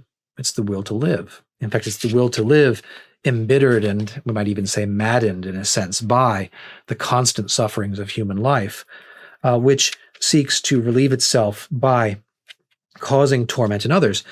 Now, obviously not a good thing, but we might remember here that Schopenhauer is going to give us an ethic of pity, right? An ethic of sympathy with our fellow human beings. This is exactly the elements in human nature that we don't want to strengthen and to boost and to embrace. So there is something in us that's pulling us in this egoistic direction. And what is that? It's the will to live, which is, we need to remember, the enemy of a good life. So if we think will to live, good thing, we're missing Schopenhauer's point. The will to live here ultimately is something negative for us, something that is frustrating our attempts to live well. So we'll see him say more about that in what's coming.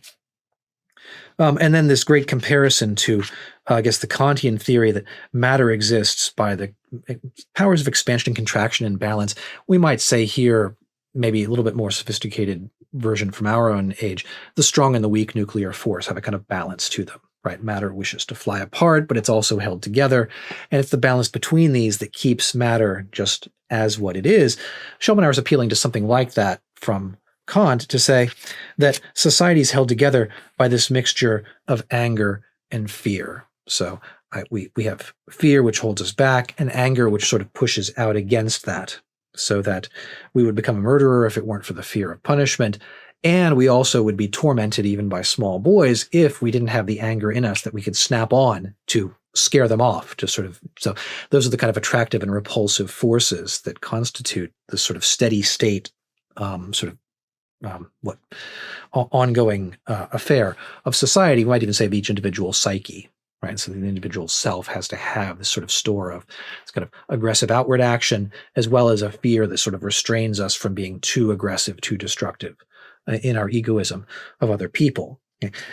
All these things are elements of human nature, which I think that the good person, the wise person, will ultimately struggle to overcome or to subdue or minimize in his own person. So ethical perfection is going to consist in struggling with and overcoming this. And if we're trying to be witty, I might say that Schopenhauer, in a sense here, seems to have developed or sort of re-engineered original sin from first principles. That is, he's come up with, he said you could call it something like this, radical evil in human nature, but that's just a word. What he wants to talk about then is the will, the connection to this sense of will. There's something in us, our ego, our egoism, which is driving us to behave in this way. It's connected, he thinks, to this will to live, which has this sort of infinite scope of striving, but only a finite resource with which to accomplish it, and so is ultimately always necessarily frustrated. So that brings us to the end of this section of the essay. We're getting closer to the end. Then in the next section, which we'll tackle next week in the next episode, Schopenhauer is going to talk about envy and pity. He's going to talk about pity, I think, which is going to be the core of his ethical sensibility, and then envy and other vices which are opposed to pity. So we'll tackle that in the next episode. Thank you for being with me today for this episode. Goodbye.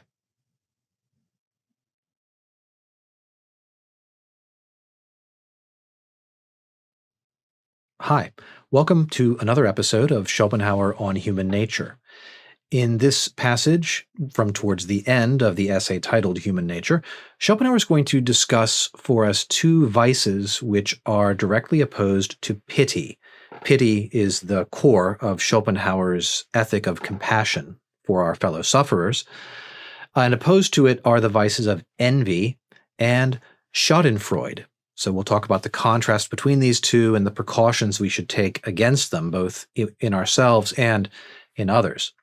One change I will be making from the translation provided by T. Bailey Saunders is after using the word schadenfreude untranslated the first time, Saunders renders it in English as love of mischief, which I think it doesn't really capture the meaning of the term. Schadenfreude, I think, is a fairly common German word known by most English speakers now, means the pleasure which we take in witnessing the suffering of another person. So I'm just going to use the word schadenfreude throughout, where Saunders translates it, gives an English rendition of it that I think it doesn't really work today. So here's what Schopenhauer writes. But it is schadenfreude, a mischievous delight in the misfortunes of others, which remains the worst trait in human nature. It is a feeling which is closely akin to cruelty, and differs from it, to say the truth, only as theory from practice. In general, it may be said of it that it takes the place which pity ought to take, pity which is its opposite, and the true source of all real justice and charity. Envy is also opposed to pity, but in another sense. Envy, that is to say, is produced by a cause directly antagonistic to that which produces the delight in mischief. Directly antagonistic to that which produces Schadenfreude. The opposition between pity and envy on the one hand, and pity and Schadenfreude on the other, rests in the main on the occasions which call them forth. In the case of envy, it is only as a direct effect of the cause which excites it that we feel it at all. That is just the reason why envy, although it is a reprehensible feeling, still admits of some excuse, and is, in general, a very human quality, whereas Schadenfreude is diabolical, and its taunts are the laughter of hell. Schadenfreude, as I have said, takes the place which pity ought to take. Envy, on the contrary, finds a place only where there is no inducement to pity, or rather an inducement to its opposite. And it is just as this opposite that envy arises in the human breast, and so far, therefore, may still be reckoned a human sentiment. Nay, I am afraid that no one will be found to be entirely free from it. For that a man should feel his own lack of things more bitterly at the sight of another's delight in the enjoyment of them is natural. Nay, it is inevitable. But this should not rouse his hatred of the man who is happier than himself. It is just this hatred, however, in which true envy consists. I'll pause for a comment at this moment. Schopenhauer has given us, I think, without defining them quite so explicitly as I might have liked, at least Schadenfreude and pity, he's given us a sort of lay of the land as far as virtues and vices go. Pity, we would say, is this kind of affection, compassion for my fellow sufferer. I see someone suffering and I say, well, he is like me and his suffering could easily be my suffering. And so my feeling, my affection reaches out to him. This is not an intellectual thing primarily, but at the heart, a fellow feeling. So what are the two things opposed to it? Well, they are envy and Schadenfreude. We'll take envy first. Envy is the more human and the more natural of the two. Envy, he says, moves in just the opposite direction from pity. My envy is excited not by the sight of someone suffering, as pity, but of the sight of someone doing well. So it's not a substitute for pity. It's in a sense moving off in the opposite direction in response to the opposite kind of cause. So there is something human about envy, Schopenhauer says, because to feel a bit embittered when I see someone else enjoying a good which I would like to have but don't possess. Let's imagine I see someone enjoying a good time with his family, and I have no family, though I very much would like to have one. I've got no wife and children. Looking at him, there's a sort of natural twinge of bitterness when I see his enjoyment, which maybe I should say sort of on this sort of human recognition that we're all alike, that could have been mine. It could be mine. I could be enjoying that. Just as I would say of the sufferer, his suffering could be mine, and I reach out in pity. There's a sort of natural impulse towards to feel my own loss and lack of the good which I witness him enjoying. I feel it a little bit more bitterly, but we shouldn't allow this to sort of flame up into hatred in us. And hatred is hatred of the good that another enjoys. Another's enjoyment of a good is precisely what envy is. So there is something, he says, kind of human about it. It's natural. In a sense, it seems kind of inevitable that we should at least feel the kind of bitterness, which we might call it kind of the kind of base level precursor to it. We'll say a little bit more about envy in the next section. For Schadenfreude, he goes all in on this. This is the worst trait in human nature, to actually take affirmative pleasure myself in the suffering of someone else. We'll notice that the sort of pure Schadenfreude, the suffering of the other person, does not in any way help or assist me other than in giving me pleasure. So an example, I think of some sort of super wealthy person with whom I have no personal connection or even professional connection at all, Elon Musk or someone, his yacht sinks, right?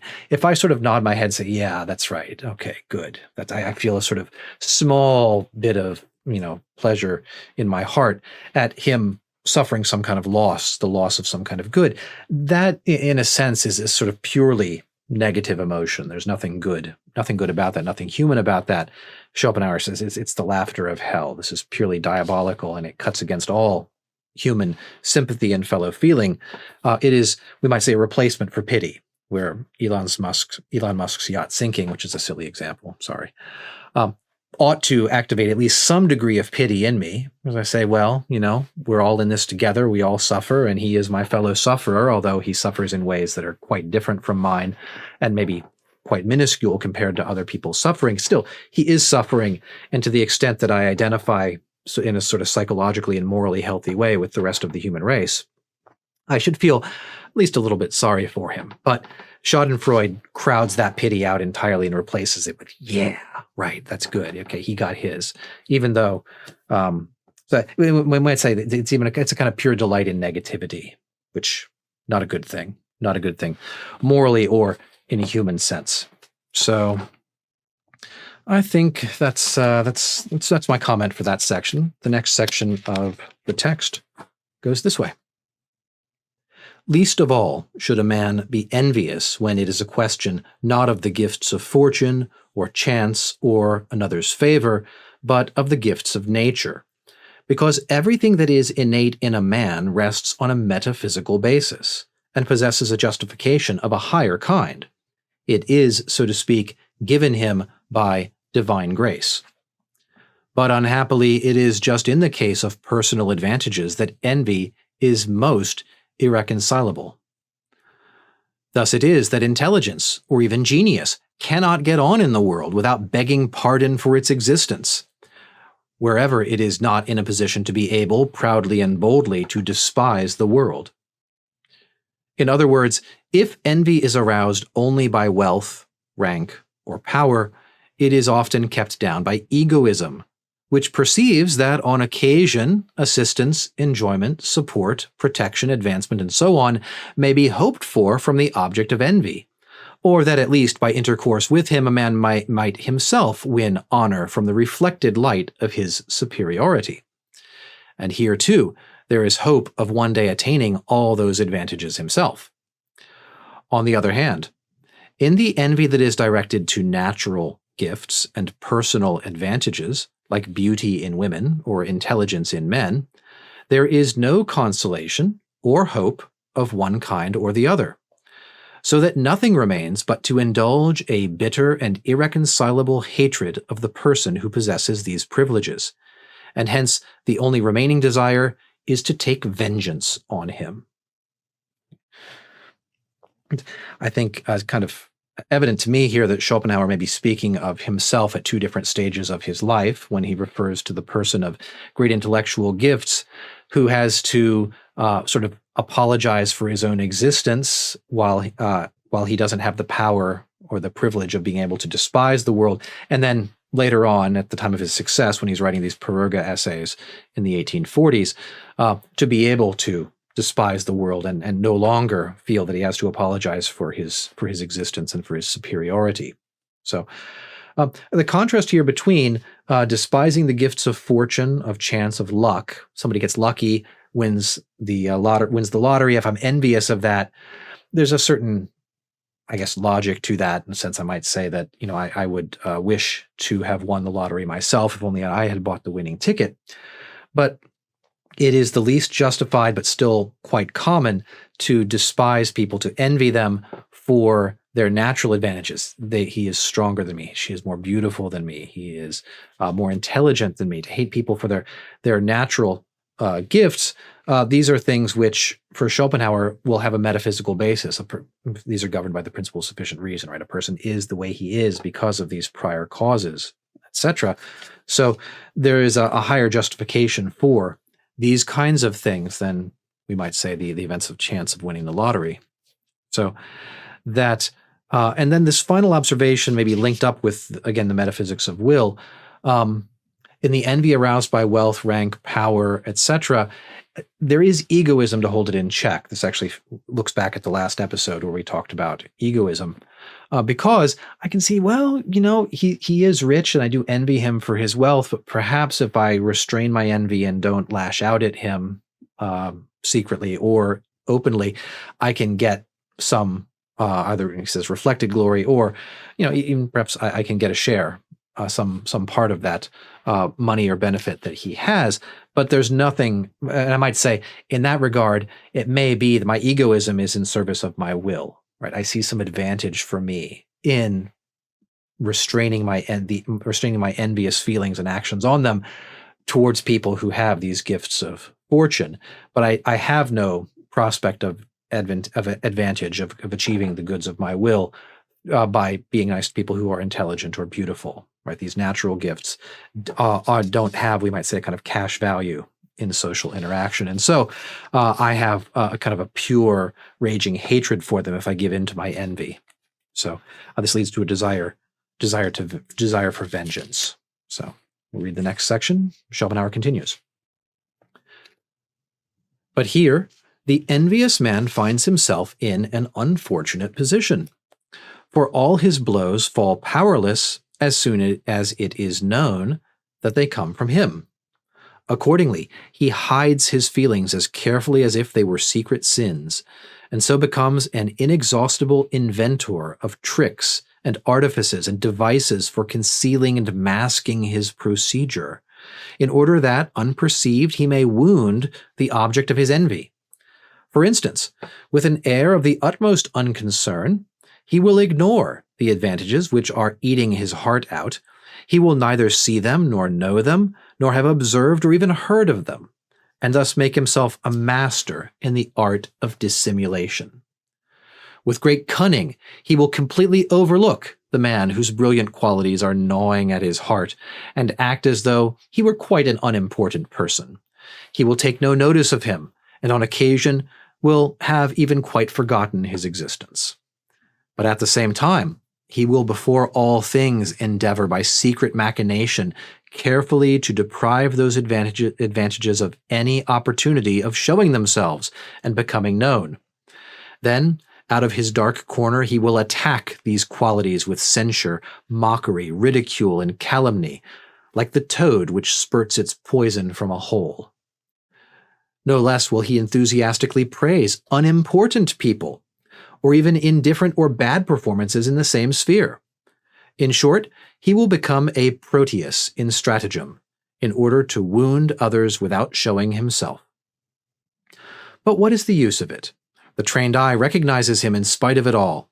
He betrays himself, if nothing else, by the way in which he timidly avoids and flies from the object of his envy, who stands the more completely alone the more brilliant he is. And this is the reason why pretty girls have no friends of their own sex. He betrays himself, too, by the causeless hatred which he shows, a hatred which finds vent in a violent explosion at any circumstance however trivial, though it is often only the product of his imagination. How many such men there are in the world may be recognized by the universal praise of modesty, that is, of a virtue invented on behalf of dull and commonplace people. Nevertheless, it is a virtue which, by exhibiting the necessity for dealing considerately with the wretched plight of these people, is just what calls attention to it. I'll pause for a moment here for a comment. I think that Schopenhauer is here speaking of the hiddenness of envy. Right? Envy has to conceal itself. I don't know quite why he says that the blows of the envious man fall powerless as soon as it is known that they come from him. Why does it have to be secret? Why do the blows lose their power? He doesn't explain, and it's not immediately apparent to me. Perhaps if you guys see it, if it's obvious, let me know in the comments. I'm struggling a bit to figure out just why he blows right past that as though it's obvious to all, because it's not obvious to me. And again, I wonder here if Schopenhauer's not speaking from personal experience, reflecting on his past and his attempted academic career, which ends badly, and then his life of just writing, for himself as an independent scholar. There will be how will the envious man proceed? Right, with great cunning, he will completely ignore and overlook him as though he were of no significance, but secretly he will be plotting against him like a venomous toad, sort of hiding in a hole, waiting to spit poison to destroy him as soon as he can. He'll become a Proteus. Proteus, you guys know the mythology reference, the shapeshifter who's battled by Hercules, I believe, right? Who can become anything in service of achieving his goal. So he will then. I notice some of these things I recognize from, for example, stories of the workforce. Right? He will then out of his dark corner after ignoring him for a long time, concealing his hatred and his envy, attack with censure, mockery, ridicule, lies, calumny, and will, this is interesting psychological observation, I think, as well, will also harm the object of his envy by praising insignificant or inferior people in preference to him, right? So if I have envy of, I don't know, a particular dancer, I might praise an inferior dancer as though she were superior to the person whom I envy. So trying to build other people up, even though I know they're unworthy, and tear down the person that I do think is, that I recognize as being worthy. Again, envy is this thing that which arises from this kind of bitterness. So, but then this final part of this last section that he can't escape notice. However, this is what made me think this could be autobiographical, right? We know what he looks like, right? That sort of hatred can be spotted, and it only causes the excellent person to be even more brilliantly excellent, like by standing up under these kind of attacks. Pretty girls have no girlfriends because of the envy that surrounds them. And then this final attack on modesty, I don't know quite what this, of course, can relate to some things that Nietzsche says about modesty and similar virtues, but how many people are there like this who feel this kind of envy? Well, look at how everybody praises modesty, and modesty is just a matter of building up people who are, just by definition, he thinks, mediocre.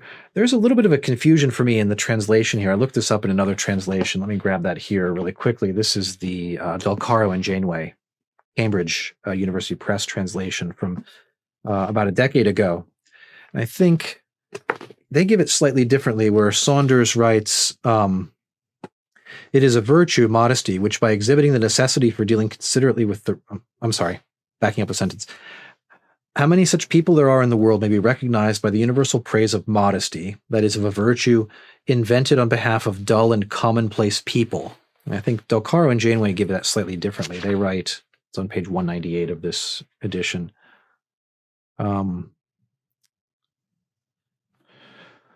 Moreover, one discovers how widespread its family is by the universal praise of modesty, this sly virtue invented for the benefit of shallow banality. Del Caro and Janeway continue.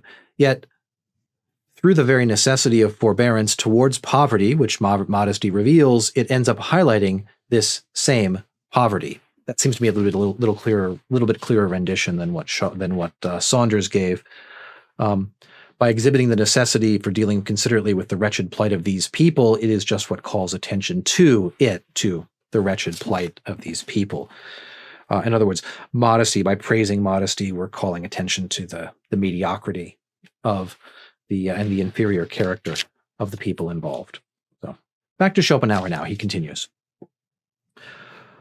For our self-consciousness and our pride, there can be nothing more flattering than the sight of envy lurking in its retreat and plotting its schemes. But never let a man forget that where there is envy, there is hatred, and let him be careful not to make a false friend out of any envious person. Therefore, it is important to our safety to lay envy bare, and a man should study to discover its tricks, as it is everywhere to be found, and always goes about incognito. Or, as I have said, like a venomous toad, it lurks in dark corners.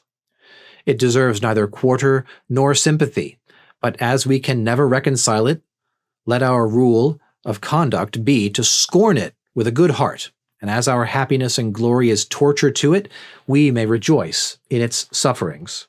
And here follows 4 lines of German poetry. Denn Neid wirst nimmer du versonnen, so magst du ihn getrost verhöhnen. Dein Glück, dein Ruhm ist ihm ein Leiden, magst drum an seiner Qual dich weiden. Okay.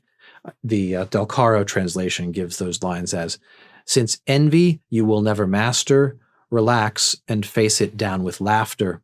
Your fame and luck make its life tougher, so just sit back and watch it suffer. As far as I can tell, this is Schopenhauer's own composition. So that's a little ditty that he composed to remind us to be on guard against envy.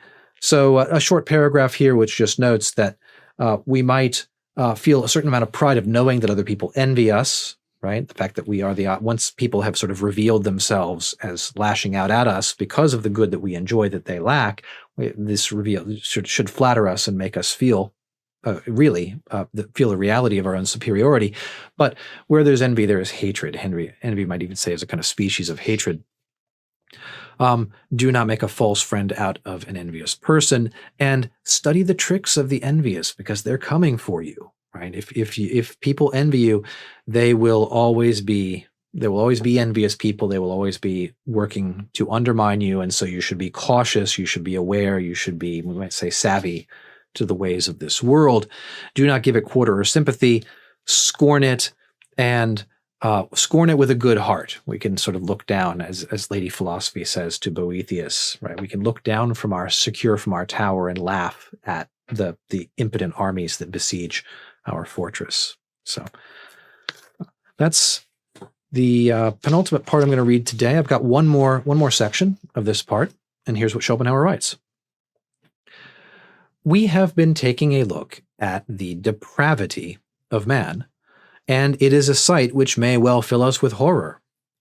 But now we must cast our eyes on the misery of his existence, and when we have done so, and are horrified by that too, we must look back again at his depravity.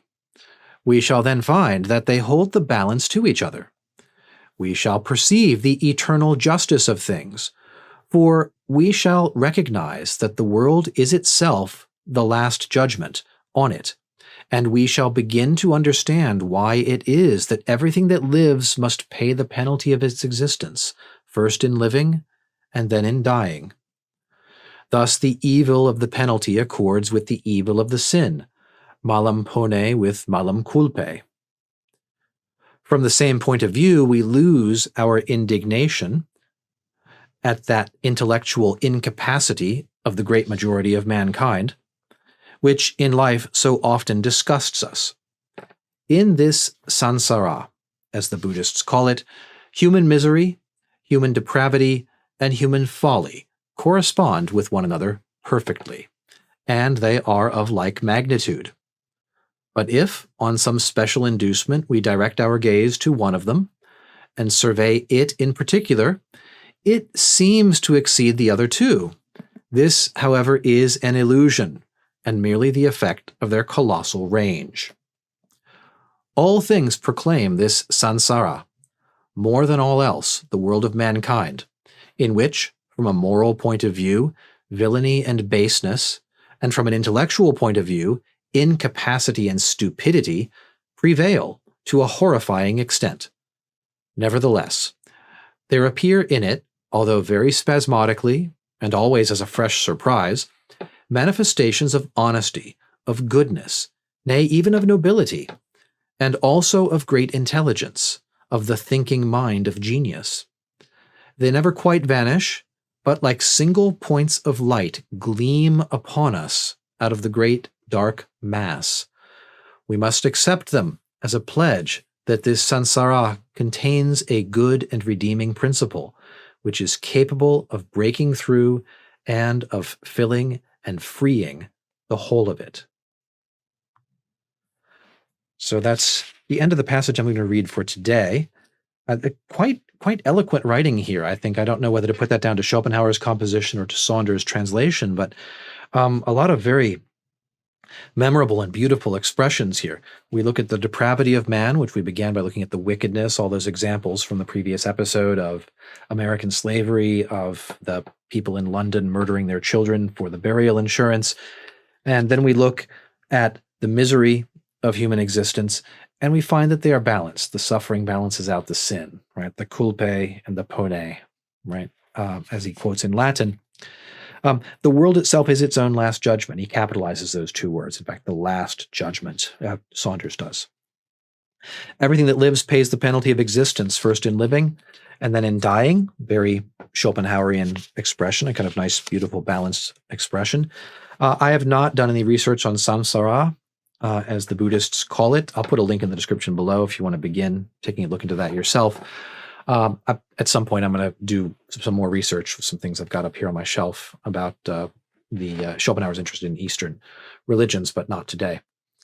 I do like this triple balance: human misery, human depravity, and human folly. Perfectly balanced, three equal quantities. If you look at one of them very closely, you say, no, our depravity is really excessive. And then you sort of, this is an illusion just caused by you examining it too closely. When you see the balance of all things, this is part of, I think, the appeal to Sansara is, you will see that things, it's just because they are so vast that one of them might look like it's excessive in comparison to the others. We get what we deserve. Right, and that's the sort of the suffering of this world is just one of those things that one must accept. This is part of this kind of Schopenhauerian ambition, I might say, or this sort of vision of wisdom for Schopenhauer, is to rise above these things into a kind of impersonal acceptance of the suffering of this world, so that from a moral point of view, villainy and baseness, incapacity and stupidity in the intellect prevail in this world and in mankind to a horrifying extent, but we have these little points of light. It's not this the great sort of black mass of humanity, our moral depravity.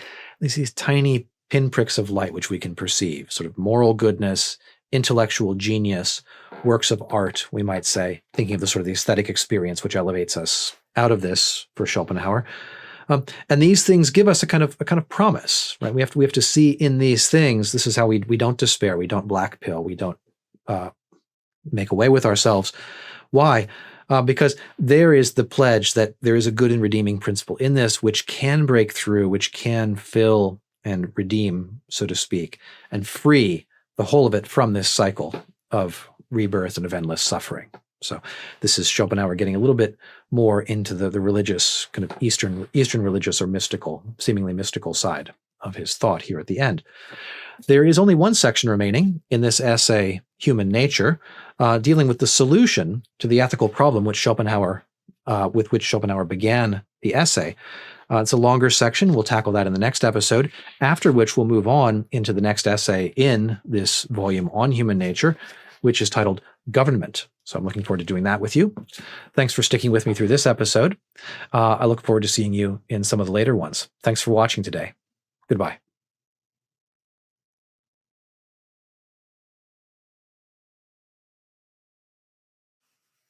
Hi, welcome to another episode of Schopenhauer on Human Nature. Today, we are going to finish with the first essay in this volume titled Human Nature.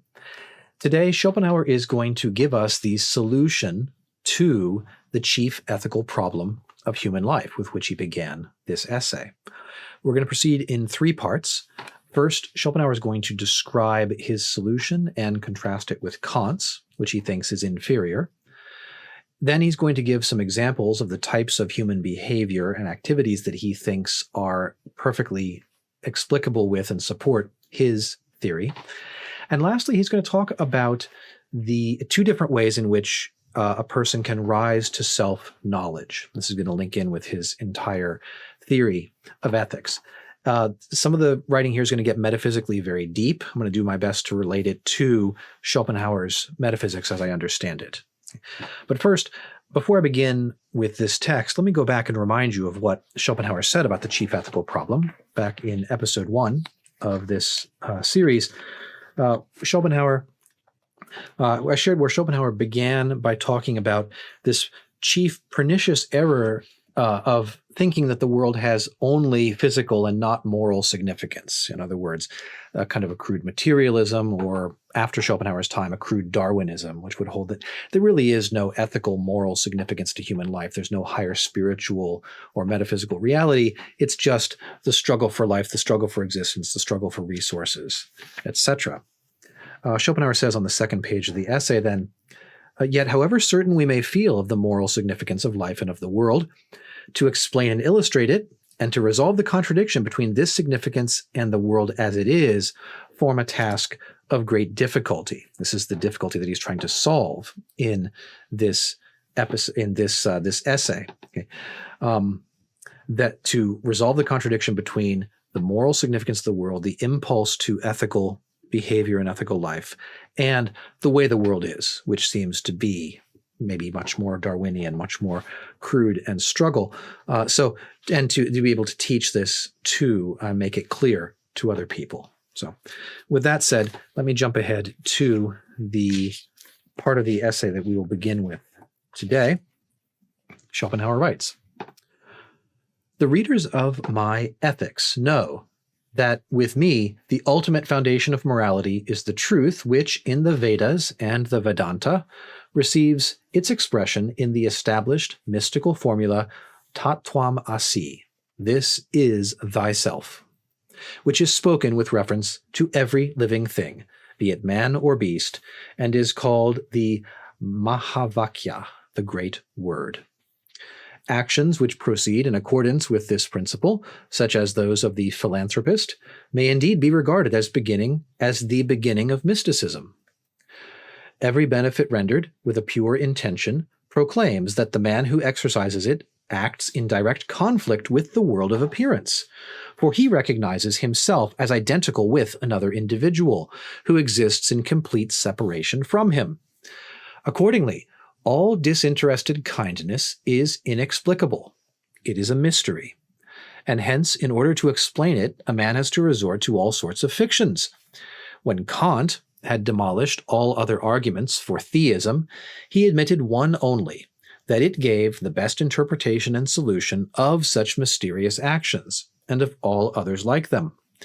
He therefore allowed it to stand as a presumption, unsusceptible indeed of theoretical proof, but valid from a practical point of view.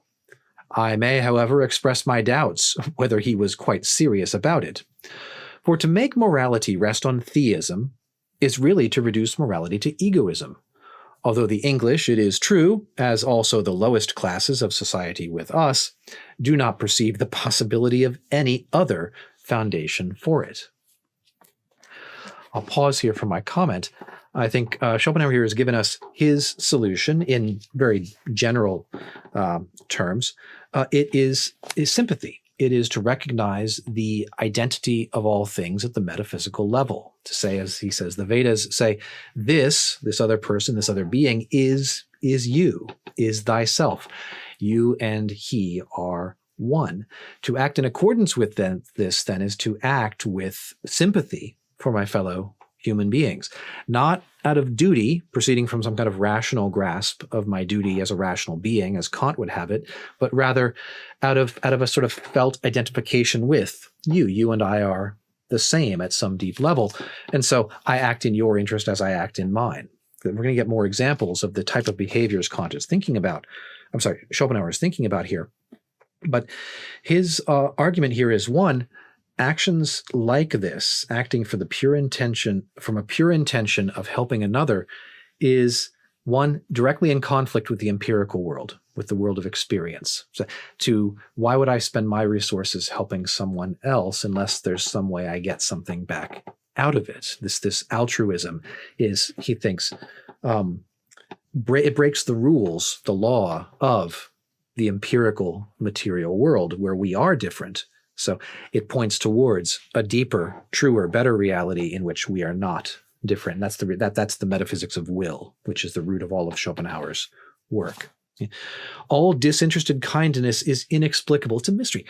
Why does anybody do that? It doesn't make sense. We might say we adopted a kind of very basic Darwinian attitude, right? How on earth does helping someone else assist me if the rule is to advance yourself and your own interests? It doesn't make sense to act from a disinterested perspective. We have to say, well, it's a kind of irrationalism or a sentimentality, or there's something deeply broken or wrong about it. We can't account for it in the logic of the system. Schopenhauer is going to say the logic of my system accounts for that perfectly well, and we'll see some explanation of it. And there's a nice. Then he speaks of Kant, right? Kant is able to account for these sort of mysterious altruistic actions by saying, well, this is the practical proof of the existence of God, right? Is that people will act in such a way that they help another person at their own expense, perhaps even lose their life. God is the great settler of accounts. God, we might say, is the sort of practical postulate by which we would say, he's the one who makes sure that you get what you deserve. So if you end this life, you exit this life, having suffered far more than your moral quality merits, God is the one who will reward you in the afterlife, proportional to the sort of deficit that you lived during this lifetime. On the other hand, if someone else dies, having gotten in this world far more than his actions merited, God also will equalize the balance there. So God is kind of like the divine accountant of the afterlife who makes sure that the amounts in both columns tally up for each person. Kant will say this is not a theoretical proof of God, but it is a practical proof of God. It gives us a good reason psychologically to believe in such a divinity, because then it accounts for the moral praise that we attach to acts of self-sacrifice, of altruism, of disinterested kindness.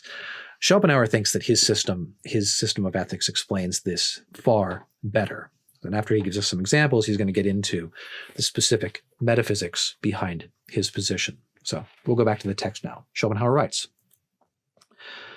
"The above-mentioned recognition of man's own true being in another individual, objectively presented to him, is exhibited in a particularly beautiful and clear way in the cases in which a man, already destined to death beyond any hope of rescue, gives himself up to the welfare of others with a great solicitude and zeal, and tries to save them. Of this kind is the well-known story of a servant who was bitten in a courtyard at night by a mad dog. In the belief that she was beyond hope, she seized the dog and dragged it into a stable, which she then locked so that no one else might be bitten." Then again, there is the incident in Naples, which Tischbein has immortalized in one of his aquarelles. Aquarelle is a type of painting. "A son, fleeing from the lava which is rapidly streaming toward the sea, is carrying his aged father on his back, when there is only a narrow strip of land left between the devouring elements. The father bids the son put him down so that the son may save himself by flight, as otherwise both will be lost. The son obeys, and as he goes, casts a glance of farewell on his father. This is the moment depicted." The historical circumstance which Scott represents in his masterly way in The Heart of Midlothian, Chapter 2, is of a precisely similar kind, where, of two delinquents condemned to death, the one who by his awkwardness caused the capture of the other happily sets him free in the chapel by overpowering the guard after the execution sermon, without at the same time making any attempt on his own behalf. Nay, in the same category must also be placed the scene which is represented in a common engraving, which may perhaps be objectionable to Western readers. I mean the one in which a soldier, kneeling to be shot, is trying, by waving a cloth, to frighten away his dog who wants to come to him. In all these cases, we see an individual in the face of his own immediate and certain destruction, no longer thinking of saving himself, so that he may direct the whole of his efforts to saving someone else. How could there be a clearer expression of the consciousness that what is being destroyed is only a phenomenon, and that the destruction itself is only a phenomenon? That, on the other hand, the real being of the man who meets his death is untouched by that event, and lives on in the other man, in whom even now, as his action betrays, he so clearly perceives it to exist. For if this were not so, and it was his real being which was about to be annihilated, how could that being spend its last efforts in showing such an ardent sympathy in the welfare and continued existence of another? So here we're talking about self-sacrifice, about the person who, the examples here are great. I've not been able to find yet the Tischbein aquarelle painting of the son the son bidding farewell to his father as he leaves him to be consumed by the lava, the father sacrificing himself to save the son. From one of the novels of Sir Walter Scott, two prisoners, one overpowers the guard so that his friend may escape, doesn't make any effort to save himself. He knows he's going to die, but through his taking down the guard, allows his friend to escape. And I don't know if I can find a copy of this online, but geez, the engraving of the soldier about to be executed who's shooing away his dog. He doesn't want the dog to be hurt when he's killed. But here now, maybe I can explain a little bit of Schopenhauer's metaphysics for people who are not familiar with his philosophy. Okay? the sort of deep root of his thought is that the thing in itself, the true ultimate reality, what's really real that lies behind all of the appearances and ideas and experiences of life, is will. Will is this blind striving that manifests itself in each of us. Each of us is a manifestation of will.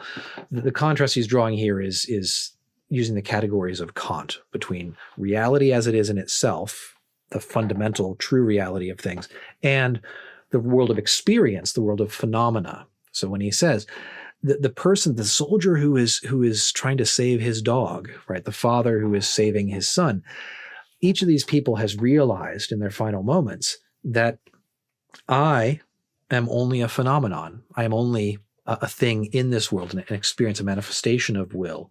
I'm not the true being, the true reality. That's something deeper. That's will. We'll say more about this in a moment. And my destruction is only a phenomenal destruction. It is only in this world, is only an experience. It is, we might say, a sort of secondary level of reality. The true reality, the beyond experience is something more profound than this. It's this unity that underlies the sympathy of our ethics. So the feeling, let me focus on this, the feeling that those descriptions excite in us. Just gave, 3 examples, right? The father telling his son to escape from the lava, the prisoner who sacrifices himself so the other prisoner may escape, and the soldier trying to save his dog from being hurt or injured when the soldier himself is about to be executed by the enemy who has captured him. In each of these cases, we have somebody who has sort of transcended their own phenomenal existence. They've discovered that the limits of their own experience as an individual, and this illustrates, Schopenhauer says, that quite profoundly, that the reality is something other than this individual will die and be annihilated forever. He will live on in the other. I want to focus on the feeling. Don't think about don't intellectualize this. Think about the emotion that you feel when you think about this soldier sort of shooing away his dog, right? You feel something deeply here. There's a sort of an emotional, affective breakthrough. This attracts your admiration at the same time it breaks your heart. And I think Schopenhauer was saying that sympathy that you feel, that's the fundamental ethical problem. Where does that come from? Where's the evolutionary advantage of that? Where does that fit into the material world? Well, Schopenhauer says that's a sign that the material world is not the ultimate reality of things, right? The phenomenal world, the world of experience, it only has this kind of secondary existence. The deeper reality of things is will, and at the level of will, all is one. We are all one. The father and the son, the soldier and the dog, the 2 prisoners. So if I sacrifice myself, it's no loss to me, and the gain is, your gain is my gain as well. So this fundamental, I think, felt orientation of sympathy, that's the heart of ethics, I think, according to Schopenhauer. If I'm reading him correctly, it's quite possible I've got him wrong. So let me go on to conclude the essay now. Schopenhauer writes, there are 2 different ways in which a man may become conscious of his own existence. On the one hand, he may have an empirical perception of it as it manifests itself externally, something so small that it approaches vanishing point, set in a world which, as regards time and space, is infinite. Only one of the 1,000 millions of human creatures who run about on this planet for a very brief period and are renewed every 30 years. On the other hand, by going down into the depths of his own nature, a man may become conscious that he is all in all, that in fact he is the only real being, and that in addition, this real being perceives itself again in others who present themselves from without, as though they formed a mirror of himself. Of these 2 ways in which a man may come to know what he is, the first grasps the phenomenon alone, the mere product of the principle of individuation, whereas the second makes a man immediately conscious that he is the thing in itself. This is a doctrine in which, as regards the first way, I have Kant, and as regards both, I have the Vedas to support me. Pause here before we go on to the very end of the essay. So here Schopenhauer's introduced again this vocabulary from Kant, the thing in itself, which is the true reality. Kant thought that was unknowable, but Schopenhauer disagrees. He thinks we can know something about the thing in itself in just this way. It is will. And the phenomenal, the world of experience, the world structured by space and time, which is what he means by the principle of individuation, the application of space, time, and causality to that creates and structures this world that we experience. Two different ways of acquiring, I said, self-knowledge, of knowing what we are. On the one hand, I can have the empirical perception of what I am. I can find myself as the minuscule within the vast, right? As almost like Pascal's double infinity, right? I am infinitely small in a world that is infinitely large, right? So I feel the sort of my own nothingness, my own worthlessness. I see that I'm one of these human creatures that scurries about on the planet for the better part of a century. There are billions and billions of us. They constantly turn over. Where is the significance of myself, of my own?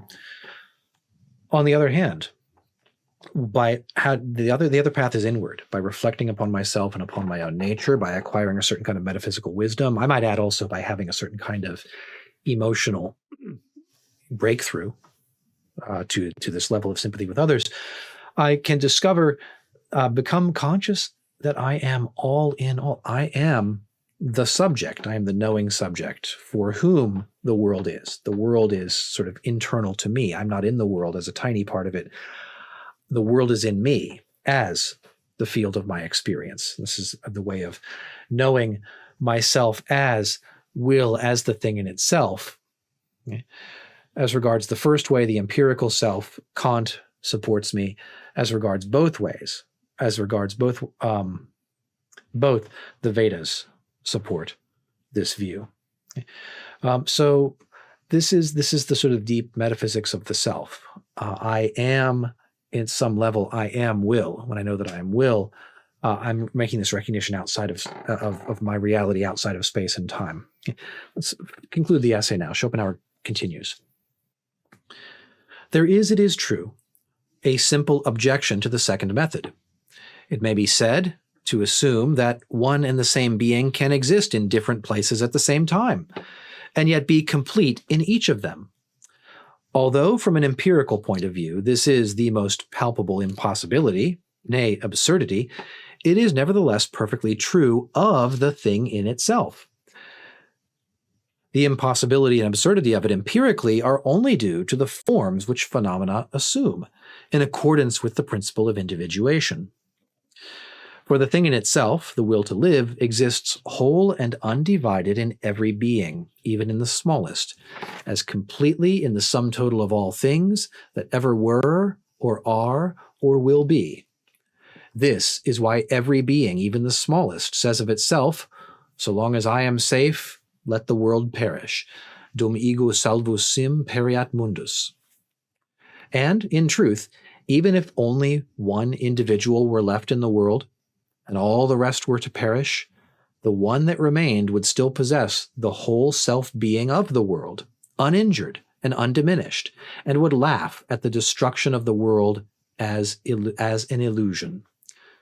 This conclusion, per impossibile, may be balanced by the counter-conclusion, which is on all fours with it, that if that last individual were to be annihilated, in and with him the whole world would be destroyed.